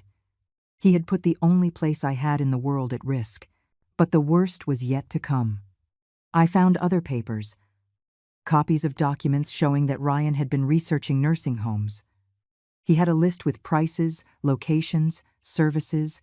He had marked the cheapest ones with a yellow highlighter. On a loose sheet, in his own handwriting, he had jotted down, "Mom, Oakwood Meadows, $3,000 a month, close to the hospital in case of emergencies." I sat on his bed, the papers in my hands. I could not breathe. I could not think. My own son was planning to put me in a home. My own son had decided my future without asking me a single thing. But there was still worse to come. At the bottom of the folder, there was a yellow envelope. Inside, I found a handwritten letter from Jessica. A letter addressed to Ryan that said, "My love, I already spoke with my parents and they agree. After the wedding, your mom can't keep living with us. It's impossible to start a new family with an old woman in the house. I already checked, and Oakwood Meadows is very nice. They have nurses 24 hours a day and activities to keep her busy. We can sell some of your mom's old furniture to pay for the first 3 months. Don't feel guilty. It's for the best for everyone." I read that letter 5 times. Each word was a knife in my chest. Jessica did not just despise me. She had convinced Ryan that I was a problem to be solved, an obstacle to be removed from their path. I put everything back exactly as I had found it. I closed the folder.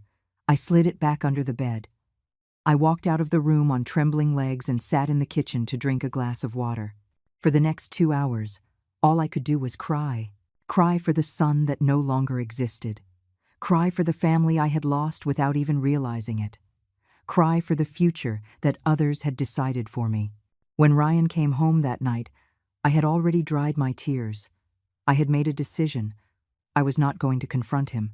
I was not going to scream at him. I was not going to cry in front of him. I was going to do something much smarter. I was going to watch. I was going to listen. I was going to gather information. Because if my own son was capable of betraying me like this, I needed to know just how far his treachery went. "How did it go with the dresses?" I asked as he poured himself a glass of water. "Good, Mom. Jessica found a really beautiful one. A little expensive, but her parents are going to help." He lied so naturally. He smiled while he lied to me, as if I were a fool who did not notice anything. "I'm happy for you both," I said. "You deserve the best." That night, after Ryan fell asleep, I began my own investigation. I went through all the papers I had on my desk. I looked for documents for the house, my husband's life insurance policy, my bank account. I discovered that Ryan had been going through my things for months. Some papers were in different places. Others had marks from being photocopied. I also found something that chilled me to the bone, an app on his phone that he had left open on the kitchen table, a voice recording app. There were files dated over the last 3 months. Recordings of our conversations. I put on headphones and listened to one. It was a conversation we'd had the week before about my savings. I had told him I had a little money put away for emergencies. In the recording, you could hear my voice perfectly, stating the exact amount. Ryan had been spying on me. He had been compiling information about my money, my property, my private conversations. That dawn, sitting in the darkness of my kitchen, I understood that the situation was much worse than I had imagined. They did not just want to get rid of me. They were planning to rob me. They were documenting everything to justify that I was a senile old woman who could not manage her own affairs. For the first time in 67 years of life, I felt true terror. Terror of my own son. Terror of ending up on the street. Terror of dying alone and abandoned in a home while they lived in my house with my money. But along with the terror came something I had never felt before. Rage. A cold, calculating, intelligent rage. A rage that did not ask me to scream or cry. A rage that asked me to plan. If Ryan and Jessica wanted to play dirty, I was going to teach them how to really play dirty. If they thought they could manipulate a foolish old woman, they were about to find out they had picked the wrong woman. That dawn, while they slept peacefully, believing they had everything under control, I began to plan my counterattack. They did not know that in 40 years of marriage, I had learned to be very observant. They did not know that I had raised a son and therefore knew every form of manipulation. They did not know that the quiet, submissive woman they saw every day was just a mask I had worn to keep the peace in my family. But the peace was over, and the mask was about to come off. The next day, my real work would begin. The work of saving my life and my dignity. The work of showing them they had chosen the wrong victim. The work of preparing the complete and utter destruction of their plans. The next day, I woke up at 5 o'clock in the morning, as always. But this time was different. I was not the same woman who had gone to bed the night before. During those few hours of sleep, something had changed inside me. The victim had died. A strategist had been born. I made coffee and sat in the kitchen with a new notebook I had bought the previous week to write down recipes. Now, I was going to use it for something completely different. To plan the downfall of my son and his fiancée. On the first page, I wrote, Ryan Thompson and Jessica Monroe, Revenge Plan. Below, I made a list of everything I had discovered. The fraudulent loan, the nursing home plans, the secret recordings, Jessica's letter. It was all documented. I had proof, but I needed more. When Ryan came down for breakfast, I had my first performance ready. Son, I said, serving him scrambled eggs, I was thinking yesterday about what you said about the wedding. I think you're right. This house is too old for a young couple. Ryan looked up, surprised. Really, Mom? Yes, I lied with a smile. Jessica deserves to start her marriage in a nice place. You two need your privacy. Ryan's eyes lit up. He thought he had won, that he had finally convinced me to leave voluntarily. So what are you going to do? Where will you go? Well, I said, acting as if I were thinking it over, I've been looking at some options.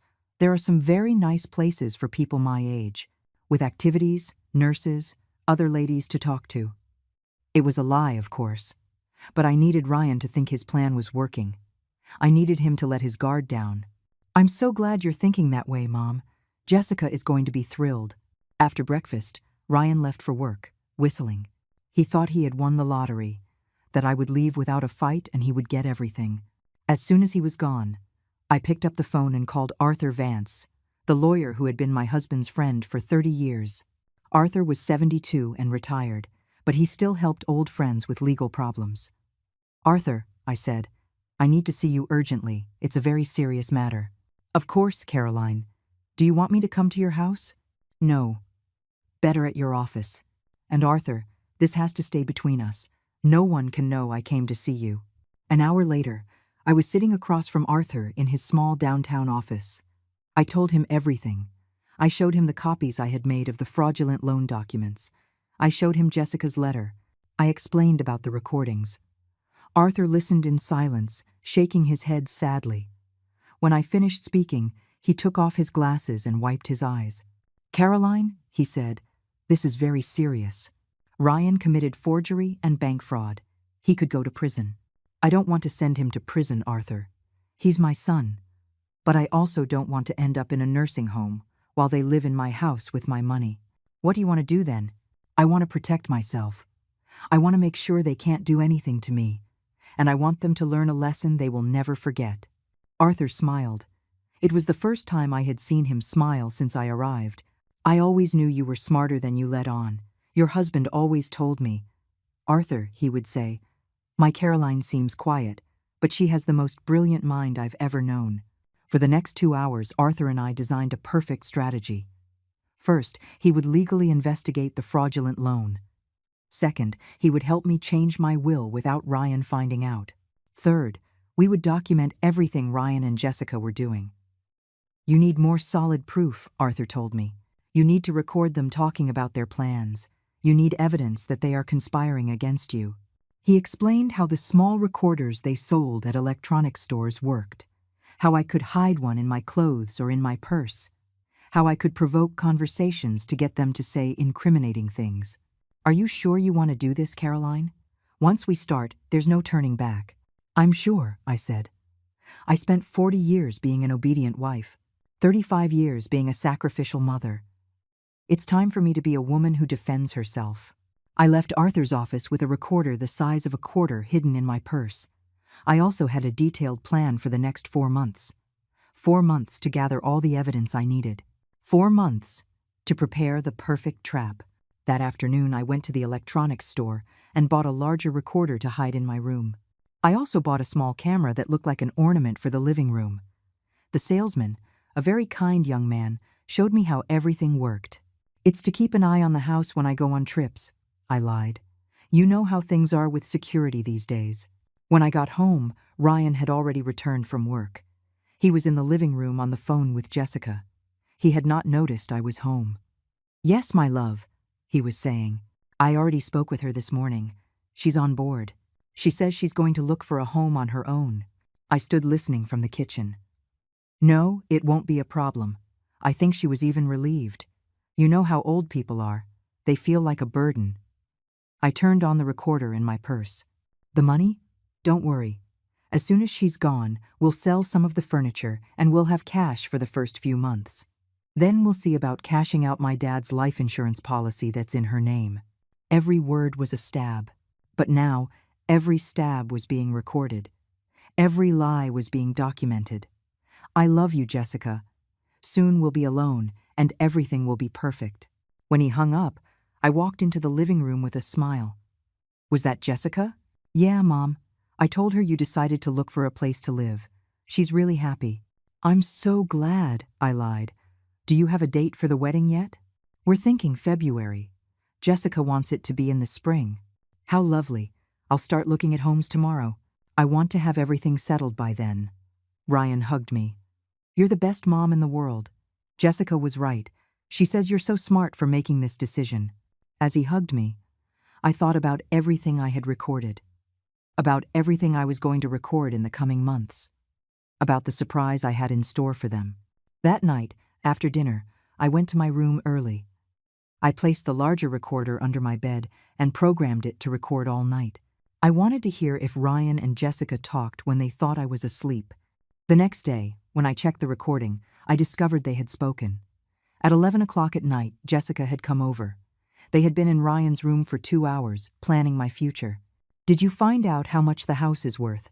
Jessica asked. My Uncle Charlie says at least $500,000. It's in a really good neighborhood. Perfect.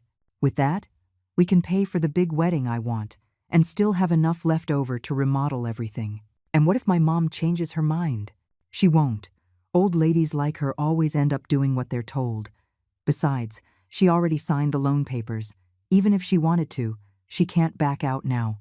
Listening to them plan my destruction with such coldness, with such calculation, I felt the last traces of maternal love disappear from my heart.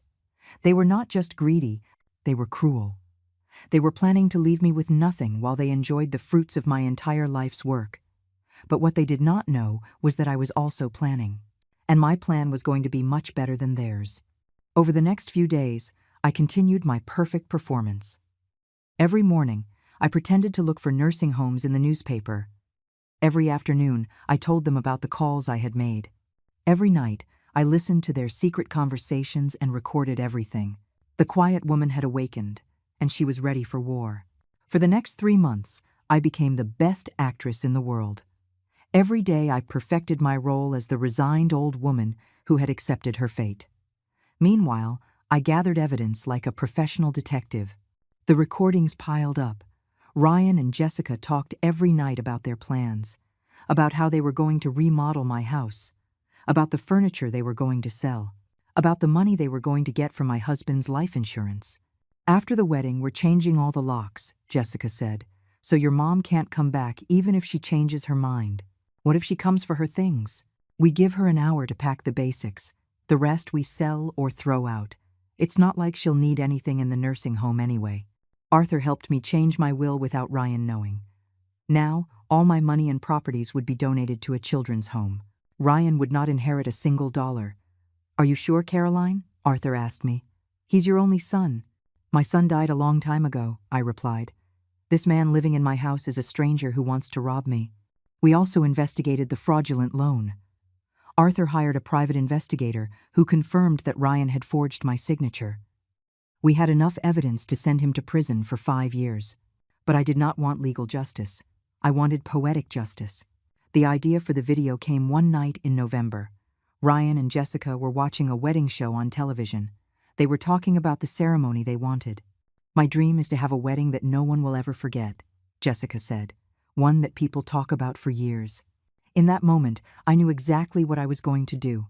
I was going to give Jessica the wedding she would never forget, but not for the reasons she expected. The next day, I called Arthur and explained my plan. I want you to hire someone who can edit the recordings into a video, I told him. I want them to take all the conversations where they talk about putting me in a home, selling the house, taking my money. What for?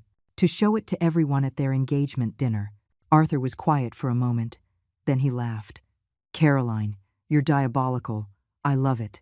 We organized everything with military precision. The video editor was a young man Arthur worked with on divorce cases.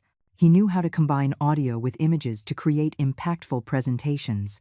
Mrs. Thompson, he said when I explained what I wanted, this is going to be a nuclear bomb. The video was perfect. It was 15 minutes long. It started with photos of Ryan as a child, with me and his father. Soft music played in the background. It looked like a normal tribute. But then, the recordings would start. Ryan's voice saying I was a burden. Jessica's voice explaining how they were going to get rid of me. The plans for the nursing home. The conversations about selling my furniture. All documented. All with dates and times. All in their own voices. The video ended with a sentence that appeared in large letters. So you know who Ryan Thompson and Jessica Monroe really are. Meanwhile, I kept pretending to look for nursing homes. Once a week, I would leave the house with my purse and come back with brochures from different places. Ryan and Jessica thought I was making arrangements to leave. Have you decided which home you like best? Ryan would ask. I'm between two options, I would lie. One is closer to downtown, but the other has better activities. Take your time, Mom. We want you to be comfortable. What a hypocrite. What a liar. But I just kept smiling and acting as if I believed him. In December, Jessica announced they had decided to have a large engagement dinner before the wedding. They were going to invite all the family, friends, and neighbors. They wanted it to be a memorable event. It's going to be in the ballroom at the country club, Ryan told me. Jessica wants it to be very elegant. How lovely, I replied. Can I help with anything? Don't worry, Mom. Jessica's parents are hiring everyone. You just have to show up, look pretty, and enjoy yourself. Perfect. I could not have asked for a better opportunity. A week before the dinner, I called the MC they had hired. He was an older man who had known my family for years. Mr. Davies, I said, I need to ask you a very special favor. I explained that I wanted to do a surprise for Ryan and Jessica, that I had a tribute video I wanted to show during the dinner. Of course, Mrs. Thompson. What time would you like me to play it? When I give you the signal, I said. It's a surprise, so it has to be at the exact right moment. Mr. Davies agreed without any questions. He thought I was just a sweet mother preparing something nice for her son. The last few days before the dinner were the hardest. Ryan and Jessica were excited. They talked constantly about the party, about the guests, about how perfect the night was going to be. In the end, everything worked out, Ryan said to me the night before. You found a place where you'll be happy. We're going to start our life together. Everybody wins. Yes, I replied. We are all going to get exactly what we deserve. That night, I could not sleep. Not from nerves, from excitement. After months of humiliation, lies, and betrayal, the moment of my revenge had finally arrived. I got up early and got ready with care. I chose my dark green dress. I had my hair done at the salon. I put on the pearl earrings my husband had given me for our 20th anniversary. I wanted to look perfect for my moment of triumph. When we arrived at the hall, everything was decorated with white flowers and gold lights. The guests began to arrive. My neighbors, Ryan's friends, Jessica's family, all dressed elegantly, all expecting a night of celebration. But I knew it was going to be a night they would never forget. A night where the truth would finally come to light. A night where Caroline Thompson would stop being a victim and become justice itself. The event hall was full by 8 o'clock in the evening. 50 people in their finest attire, champagne flutes in hand, cheerful conversations filling the air. The main table was adorned with white roses and gold candles. Everything looked like it was torn from the pages of a wedding magazine. I was seated in my place of honor, next to Ryan and Jessica. I wore my dark green dress, my pearl earrings, and a smile I had perfected over months. The smile of a proud mother celebrating her son's engagement. But inside, I felt something I had never experienced before. A cold calm, an absolute certainty, the tranquility of someone who knows they hold all the winning cards. Jessica was radiant in her form-fitting white dress. She moved through the hall like a queen, receiving congratulations, posing for photos, savoring every moment of attention. Ryan followed her with a lovesick gaze, like a teenage boy. Caroline, said Margaret Hayes, approaching my table. "You look so lovely tonight, and everything is so elegant." "Thank you, Margaret. Jessica has very good taste for planning parties." As note, have they set a date for the wedding? "In February," I replied with the same smile. "And by then I'll be living in my new home." Margaret looked at me, puzzled. "Your new home?" "Yes. I've decided to move to a place more suitable for my age. Young people need their space." I did not tell her that place was supposedly a nursing home. I did not tell her I had not chosen anything voluntarily. I just smiled and changed the subject. At 8:30, dinner began. A garden salad, chicken marsala, wild rice. The food was delicious. The conversations flowed. Everyone seemed to be having a wonderful time. Jessica stood up to thank the guests. She spoke of how happy she was, how much she loved Ryan, how excited she was to start her new life. "And I want to especially thank my future mother-in-law," she said, looking at me, "for being so understanding and supporting us in all of our decisions." The guests applauded. Some looked at me with affection. They thought Jessica was honoring me. They did not know she was mocking me. Then Ryan spoke. He thanked Jessica's parents for paying for the party. He talked about their plans for the future, about the house they were going to remodel, about the children they wanted to have. "My mother always taught us that family is the most important thing," he said. "And now our family is going to grow." As he spoke, I discreetly checked my purse. The small remote control was there. Mr. Davies, the MC, glanced at me from time to time, waiting for my signal. Not yet. First, I wanted them to keep talking. I wanted them to keep lying in front of everyone. I wanted them to dig their own grave. At 9 o'clock, it was time for toasts. Jessica's parents said nice words about love and marriage. Ryan's friends told funny stories from college. Everyone toasted to the couple's happiness. Then Jessica decided to do something unplanned. She stood up again and asked for silence. "There's something else I want to say tonight," she announced. Her voice sounded different, louder, more confident. "Something everyone should know about our family situation." Ryan looked at her, surprised. He did not know what she was going to say. "Our wedding is going to represent a lot of changes," Jessica continued. "Necessary changes so that we can start our life on the right foot." I felt my heart quicken. Was she going to say what I thought she was going to say? "For example," Jessica went on, with a smile that did not reach her eyes, "my future mother-in-law has decided to move to a more appropriate place for her age, a place where she will have the company and care she needs." The murmurs began. Some guests looked confused, others uncomfortable. "It's a very brave decision," Jessica said, "because not all women her age have the courage to accept that they can no longer live alone." There it was, the public humiliation I had been waiting for. Jessica could not help herself. She had to make me look bad in front of everyone. She had to prove that she had won. "I really admire Caroline," Jessica continued, "for recognizing her limitations and making the right choice." The silence in the hall was awkward. People did not know whether to clap or stay quiet. Ryan's face was red, and he was trying to signal Jessica to stop, but she was on a roll. She had started and could not stop. "At first I thought it would be difficult to convince her," she said, laughing, "but it turned out to be easier than I imagined. In the end, older people understand when they are no longer useful." Those words were like a slap in the face. Several guests exchanged shocked glances. Margaret looked outraged. Frank was clenching his fists. "Jessica," Ryan mumbled, "please." "What?" Jessica said. "I'm just telling the truth.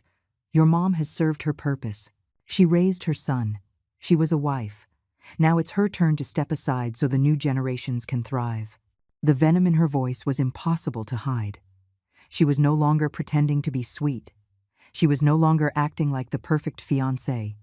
She was showing her true colors in front of everyone. And that was exactly the moment I had been waiting for. I stood up slowly. Everyone looked at me. Jessica fell silent, waiting for my reaction, waiting for me to cry, to break down, to run out, humiliated. But instead, I smiled, a wide, genuine, satisfying smile. "Jessica," I said, my voice clear and strong, "you're right about one thing. Tonight is going to be unforgettable." I took the small remote from my purse. I looked toward Mr. Davies and nodded. "Ladies and gentlemen," Mr. Davies announced, taking the microphone, "the mother of the groom has prepared a very special surprise, a tribute video for the future spouses." The lights went out. The giant screen lit up. Jessica looked at me, confused. Ryan frowned. And then, my revenge began. The screen showed photos of Ryan as a child. Soft music played in the background. Everything seemed normal, a typical tribute from a proud mother. But I knew what was coming next, and I could not wait to see their faces when they realized what they had really done. My moment had arrived. The soft music filled the hall as photos of a young Ryan appeared on the screen. The guests smiled tenderly, seeing images of my son playing in the park, blowing out birthday candles, graduating from high school. It all seemed like a normal tribute from a loving mother. Jessica relaxed in her chair. Ryan smiled, relieved, thinking it was just a sentimental video. The guests murmured affectionate comments about what a cute child my son had been. But then, the music changed. It became more dramatic. The family photos vanished, replaced by images of documents, bank papers, contracts, forged signatures. "What is this?" Ryan muttered. On the screen, text appeared in large letters. The real plans of Ryan Thompson and Jessica Monroe. The hall fell into absolute silence. Jessica turned pale. Ryan tried to stand up, but I placed my hand on his arm. "Sit down, son," I said in a calm voice. "This is just beginning." The first recording began to play. Ryan's voice echoed clearly throughout the hall. "My mom's getting old. She's not thinking clearly anymore. We have to convince her to go to a home before she realizes what we're doing." The guests looked at each other in shock. Margaret brought a hand to her mouth. Frank shook his head in disgust. "That's not real," Jessica shouted. "It's a lie." But then the second recording started. Jessica's voice. "Old ladies like her always end up doing what they're told. Besides, she already signed the loan papers. Even if she wanted to, she can't back out now." The silence was sepulchral. 50 people stared at the screen, mouths agape, listening to how my son and his fiancée had plotted to rob and abandon me. "Turn that off!" Ryan yelled, trying to stand again. "Let it finish," I said. "After all, you always wanted an unforgettable wedding." The third recording was devastating. Jessica speaking coldly about selling my furniture. "Give her an hour to pack the basics. The rest we sell or throw out. It's not like she'll need anything in the nursing home anyway." Several guests began to rise from their seats. Some looked outraged. Others simply wanted to leave, but no one could look away from the screen. "This is illegal!" Jessica screamed. "You can't record private conversations." "Private conversations?" I replied without losing my composure. "In my own house? Planning to rob me in my own living room?" The video continued. More recordings played. Ryan talking about how he forged my signature for the bank loan. Jessica calculating how much money they would get from selling the house. The two of them laughing about how easy it had been to deceive me. "After the wedding, we're changing all the locks," Jessica's voice was heard saying on the recording. "So your mom can't come back even if she changes her mind." Jessica's father stood up from his table, his face red with shame. "Jessica, what is the meaning of this?" "Dad, don't believe her. That old woman is crazy." But it was too late. The video showed real documents. Copies of the forged papers. Evidence of everything they had planned. There was no way to deny it. The most shocking recording came at the end. Ryan and Jessica talking about my husband's life insurance policy. "As soon as she's in the home, we'll see about cashing out my dad's life insurance policy that's in her name. That money should be ours." "Enough!" Ryan screamed, slamming his fist on the table. "Enough!" But I was not going to stop. Not after months of humiliation. Not after they planned to steal everything I had worked for over 40 years. "There's still more," I said calmly. On the screen, photos of the nursing home brochures Ryan had been reviewing appeared. Documents where he had calculated the costs, notes in his own handwriting about how they were going to get rid of me. The text on the screen read his note aloud. "Mom, Oakwood Meadows, $3,000 a month, close to the hospital in case of emergencies. R." The murmurs in the hall turned into exclamations of outrage. Several people started yelling at Ryan and Jessica. Others simply got up and left without a word. "You are despicable," Margaret shouted. "How dare you treat your mother like that? You should be in jail," Frank added. Jessica desperately tried to explain herself. "You're misinterpreting everything. We just wanted what was best for her." "What was best for me?" I finally stood up. My voice rang out, clear and strong, throughout the hall. Stealing my house was what was best for me. Forging my signature was what was best for me. Planning to put me in a home against my will was what was best for me. Ryan had tears in his eyes, but they were not tears of remorse. They were tears of rage at being caught. "Mom, please," he mumbled. "We can talk about this in private." "No," I shouted. "No more private conversations, no more lies. For months, you treated me like I was a stupid old woman who didn't realize anything." The video came to an end. The final words appeared on the screen in enormous letters. "This is the true story of Ryan Thompson and Jessica Monroe, so that everyone knows who they really are." The silence that followed was absolute. No one knew what to say. No one knew where to look. Jessica broke the silence with a hysterical scream. This is all the revenge of a bitter old woman who can't accept that her son doesn't need her anymore. Those words were her final mistake. Because they confirmed everything the guests had just heard on the recordings. They confirmed it was all true. "Jessica," I said, looking her directly in the eye, "you're right about one thing. I am an old woman, but I am not stupid, and I am definitely not a victim." I walked toward the microphone that Mr. Davies had left on a nearby table. It was time for my final speech. "Ladies and gentlemen," I said, "I apologize that you had to witness this, but it was necessary for everyone to know the truth. For months, I pretended to be the foolish mother who let herself be manipulated, but in reality, I was gathering evidence, documenting everything, preparing for this moment. Because nobody, and I repeat, nobody, has the right to decide my future without consulting me. Nobody has the right to steal from me, and nobody has the right to treat me like I'm trash." My revenge was complete, but the final blow was yet to come. The hall was in total silence. The few remaining guests looked at me with a mixture of shock and respect. Ryan had his head in his hands. Jessica was sobbing with rage, her runny makeup staining her white dress.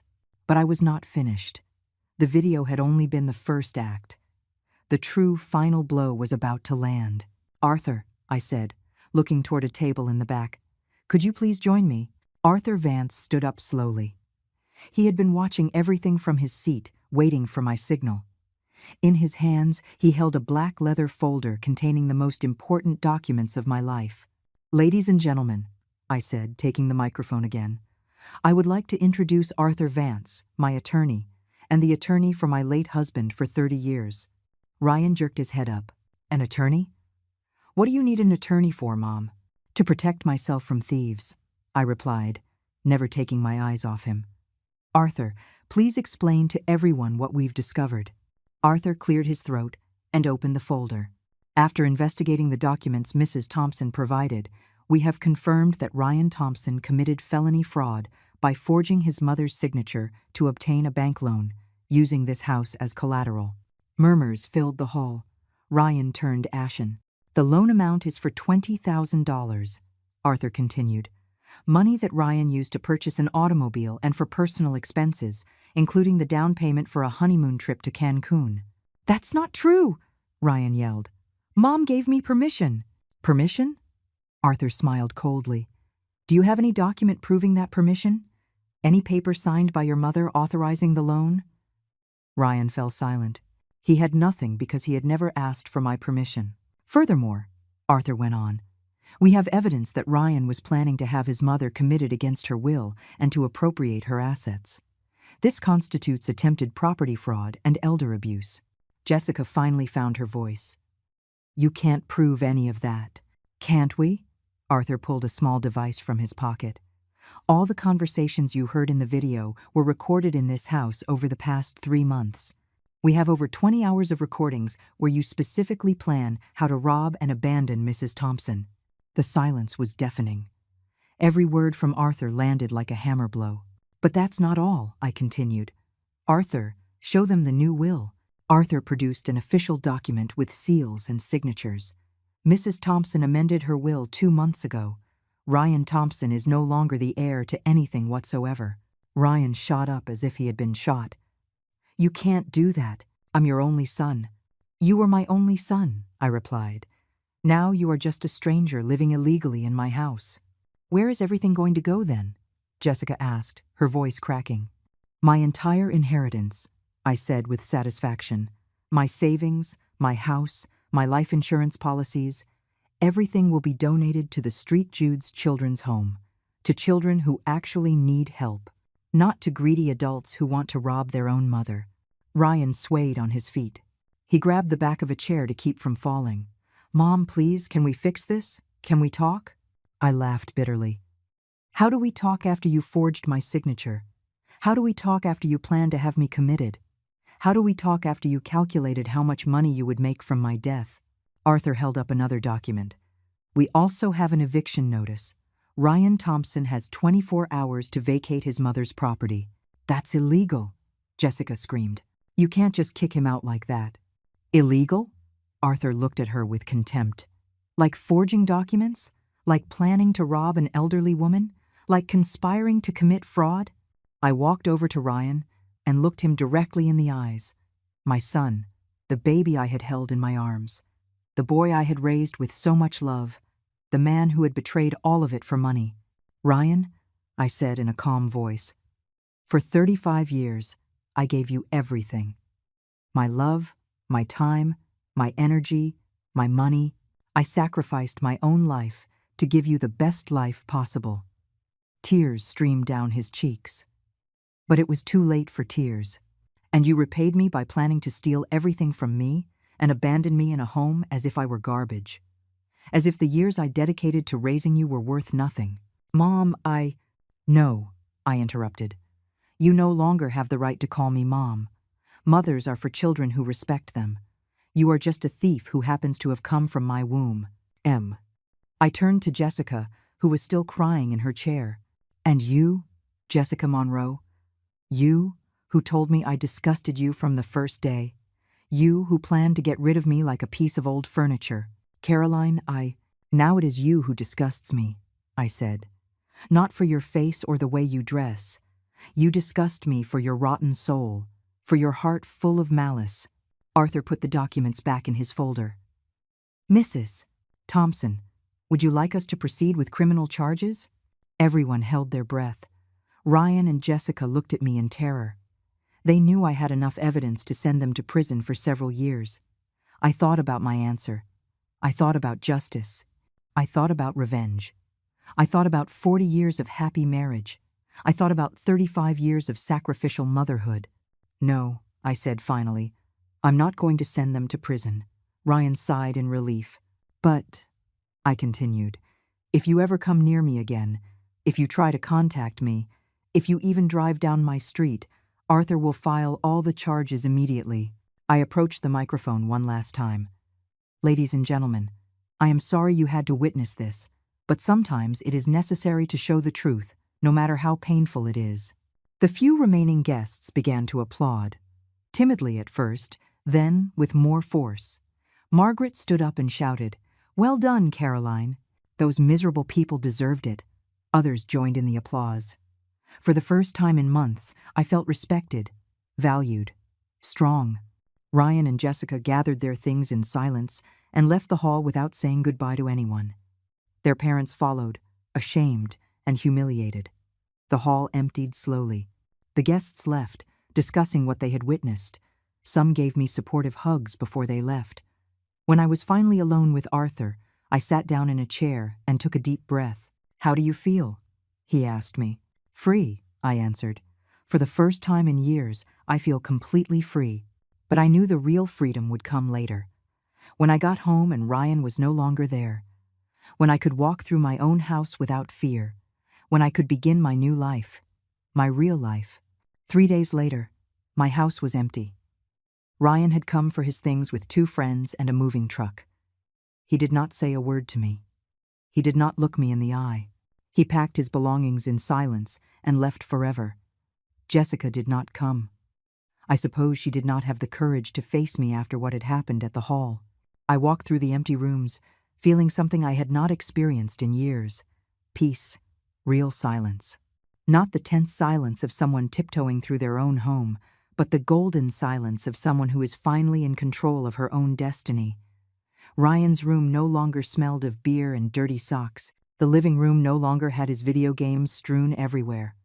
The kitchen no longer had his dirty dishes waiting for me to wash them like a maid. For the first time in 5 years, my house was truly mine. That first night, I slept better than I had in a long time. I did not have to listen for secret conversations. I did not have to pretend I was asleep while they planned my future. I did not have to act like the foolish old woman who understood nothing. The next day, my real new life began. Arthur helped me nullify the fraudulent loan. The bank, upon seeing all the evidence, decided not to prosecute Ryan legally, but they canceled the debt immediately and placed an alert on his credit file that would make it difficult for him to get loans for many years to come. It's a kind of justice, Arthur told me. He won't go to jail, but he won't be able to commit fraud so easily anymore. I also changed all the locks on the house. I wanted to be certain that Ryan could not get in, even if he had copies of the keys. The first few days were strange. After 5 years of having people in the house, being alone felt odd. But not alone in a bad way. Alone in the sense of freedom. Alone in the sense of being able to do whatever I wanted, whenever I wanted. I could watch my soap operas without anyone making fun of me. I could cook my casseroles without anyone criticizing them. I could walk around in flip-flops in my own house without anyone telling me I was a ridiculous old woman. The story spread through the neighborhood in a matter of days. People talked about what had happened at the engagement dinner. Some congratulated me when they saw me on the street. Others looked at me with a mixture of pity and admiration. Margaret came to visit me every afternoon. "Caroline," she would say, "I never thought you were capable of something like that. I always saw you as so quiet, so submissive." "I didn't know I was capable either," I would reply. "Sometimes you don't know your own strength until you have no other choice." A week later, I received a call I did not expect. It was Jessica's mother. "Caroline," she said in an ashamed voice, "I wanted to apologize for what my daughter did. We didn't know anything about their plans." "I know," I replied. "You are not to blame for what your children did. Jessica is devastated. She says you ruined her life." I was quiet for a moment. Then I answered, "I didn't ruin anyone's life. I just showed the truth. They ruined their own lives with their decisions. Is there any way to fix this? Any way you can forgive the kids?" "Ma'am," I said firmly, "forgiveness is for those who are truly sorry. Your children weren't sorry they hurt me. They were sorry they got caught. That is a very big difference." She did not call again. 2 weeks later, Arthur brought me news about Ryan and Jessica. They had broken up. Jessica's family had called off the wedding. Ryan had moved to another city. "Does it make you sad?" Arthur asked. "No," I answered honestly. "I'm sad to have lost the son I thought I had, but that son never really existed. The man who lived in my house was a stranger." A month later, I made a decision that surprised even myself. I decided to travel. I had lived my whole life in the same town. I had gotten married there, raised my son there, been widowed there. I had never been away for more than 2 days at a time. But now I had savings. I had time. And I had the freedom to do whatever I wanted. I bought a train ticket to Chicago. It was the first time in my life I had traveled alone. The first time I had made a decision just for me, without consulting anyone. The trip was beautiful. I saw landscapes I had never seen. I met new people on the train. I stayed in a small but clean hotel. I walked through parks I had only seen on television. During those 5 days, I realized something important. I was not just Ryan's mother. I was not just Theodore's widow. I was not just the victim of a family betrayal. I was Caroline Thompson, a 67-year-old woman with a whole life ahead of her, with stories to tell, with places to see, with experiences to live. When I returned from the trip, I started making changes to my house. I painted the walls brighter colors. I bought new plants. I replaced some furniture with pieces I liked better. I also started going out more. I joined a group of ladies who met every Wednesday to play bingo. I started going to church on Sundays not out of obligation, but because I enjoyed the company. I even bought new clothes. dresses that made me feel pretty, comfortable yet elegant shoes, earrings that sparkled when I moved. 6 months after the engagement dinner, I was sitting in my garden drinking coffee when a certified letter arrived. It was from a lawyer in the next town over. Inside was a letter from Ryan. A letter asking for forgiveness, saying he understood his mistake, begging me to forgive him and give him another chance. I read the letter twice. Then I folded it and put it in a drawer. I did not reply. Not because I was cruel, not because I could not forgive, but because I understood something fundamental. Forgiveness does not mean going back to being a victim. Forgiveness does not mean allowing someone to hurt you again. I could forgive Ryan in my heart. I could wish him happiness in his new life. But that did not mean I had to let him back into mine. Some decisions are forever, and walking away from someone who betrays you is one of those decisions. That night, sitting in my renovated living room, I reflected on everything that had happened. On the woman I had been and the woman I had become. I had lost a son. But I had gained something more valuable, my dignity. I had lost a family, but I had reclaimed something more important, my freedom. I had lost the illusion of being loved unconditionally, but I had discovered something more powerful, the ability to love myself. I stood up and looked at myself in the living room mirror. I saw a 67-year-old woman with silver hair, expression lines around her eyes, and something new in her gaze. Strength, determination, peace. My story is my own now, I said aloud to my reflection. It's just beginning. And for the first time in decades, those words did not scare me. They gave me hope, because at 67 years old, I had learned the most important lesson of my life. It is never too late to defend your dignity. It is never too late to start over. And it is never, ever too late to choose to be free.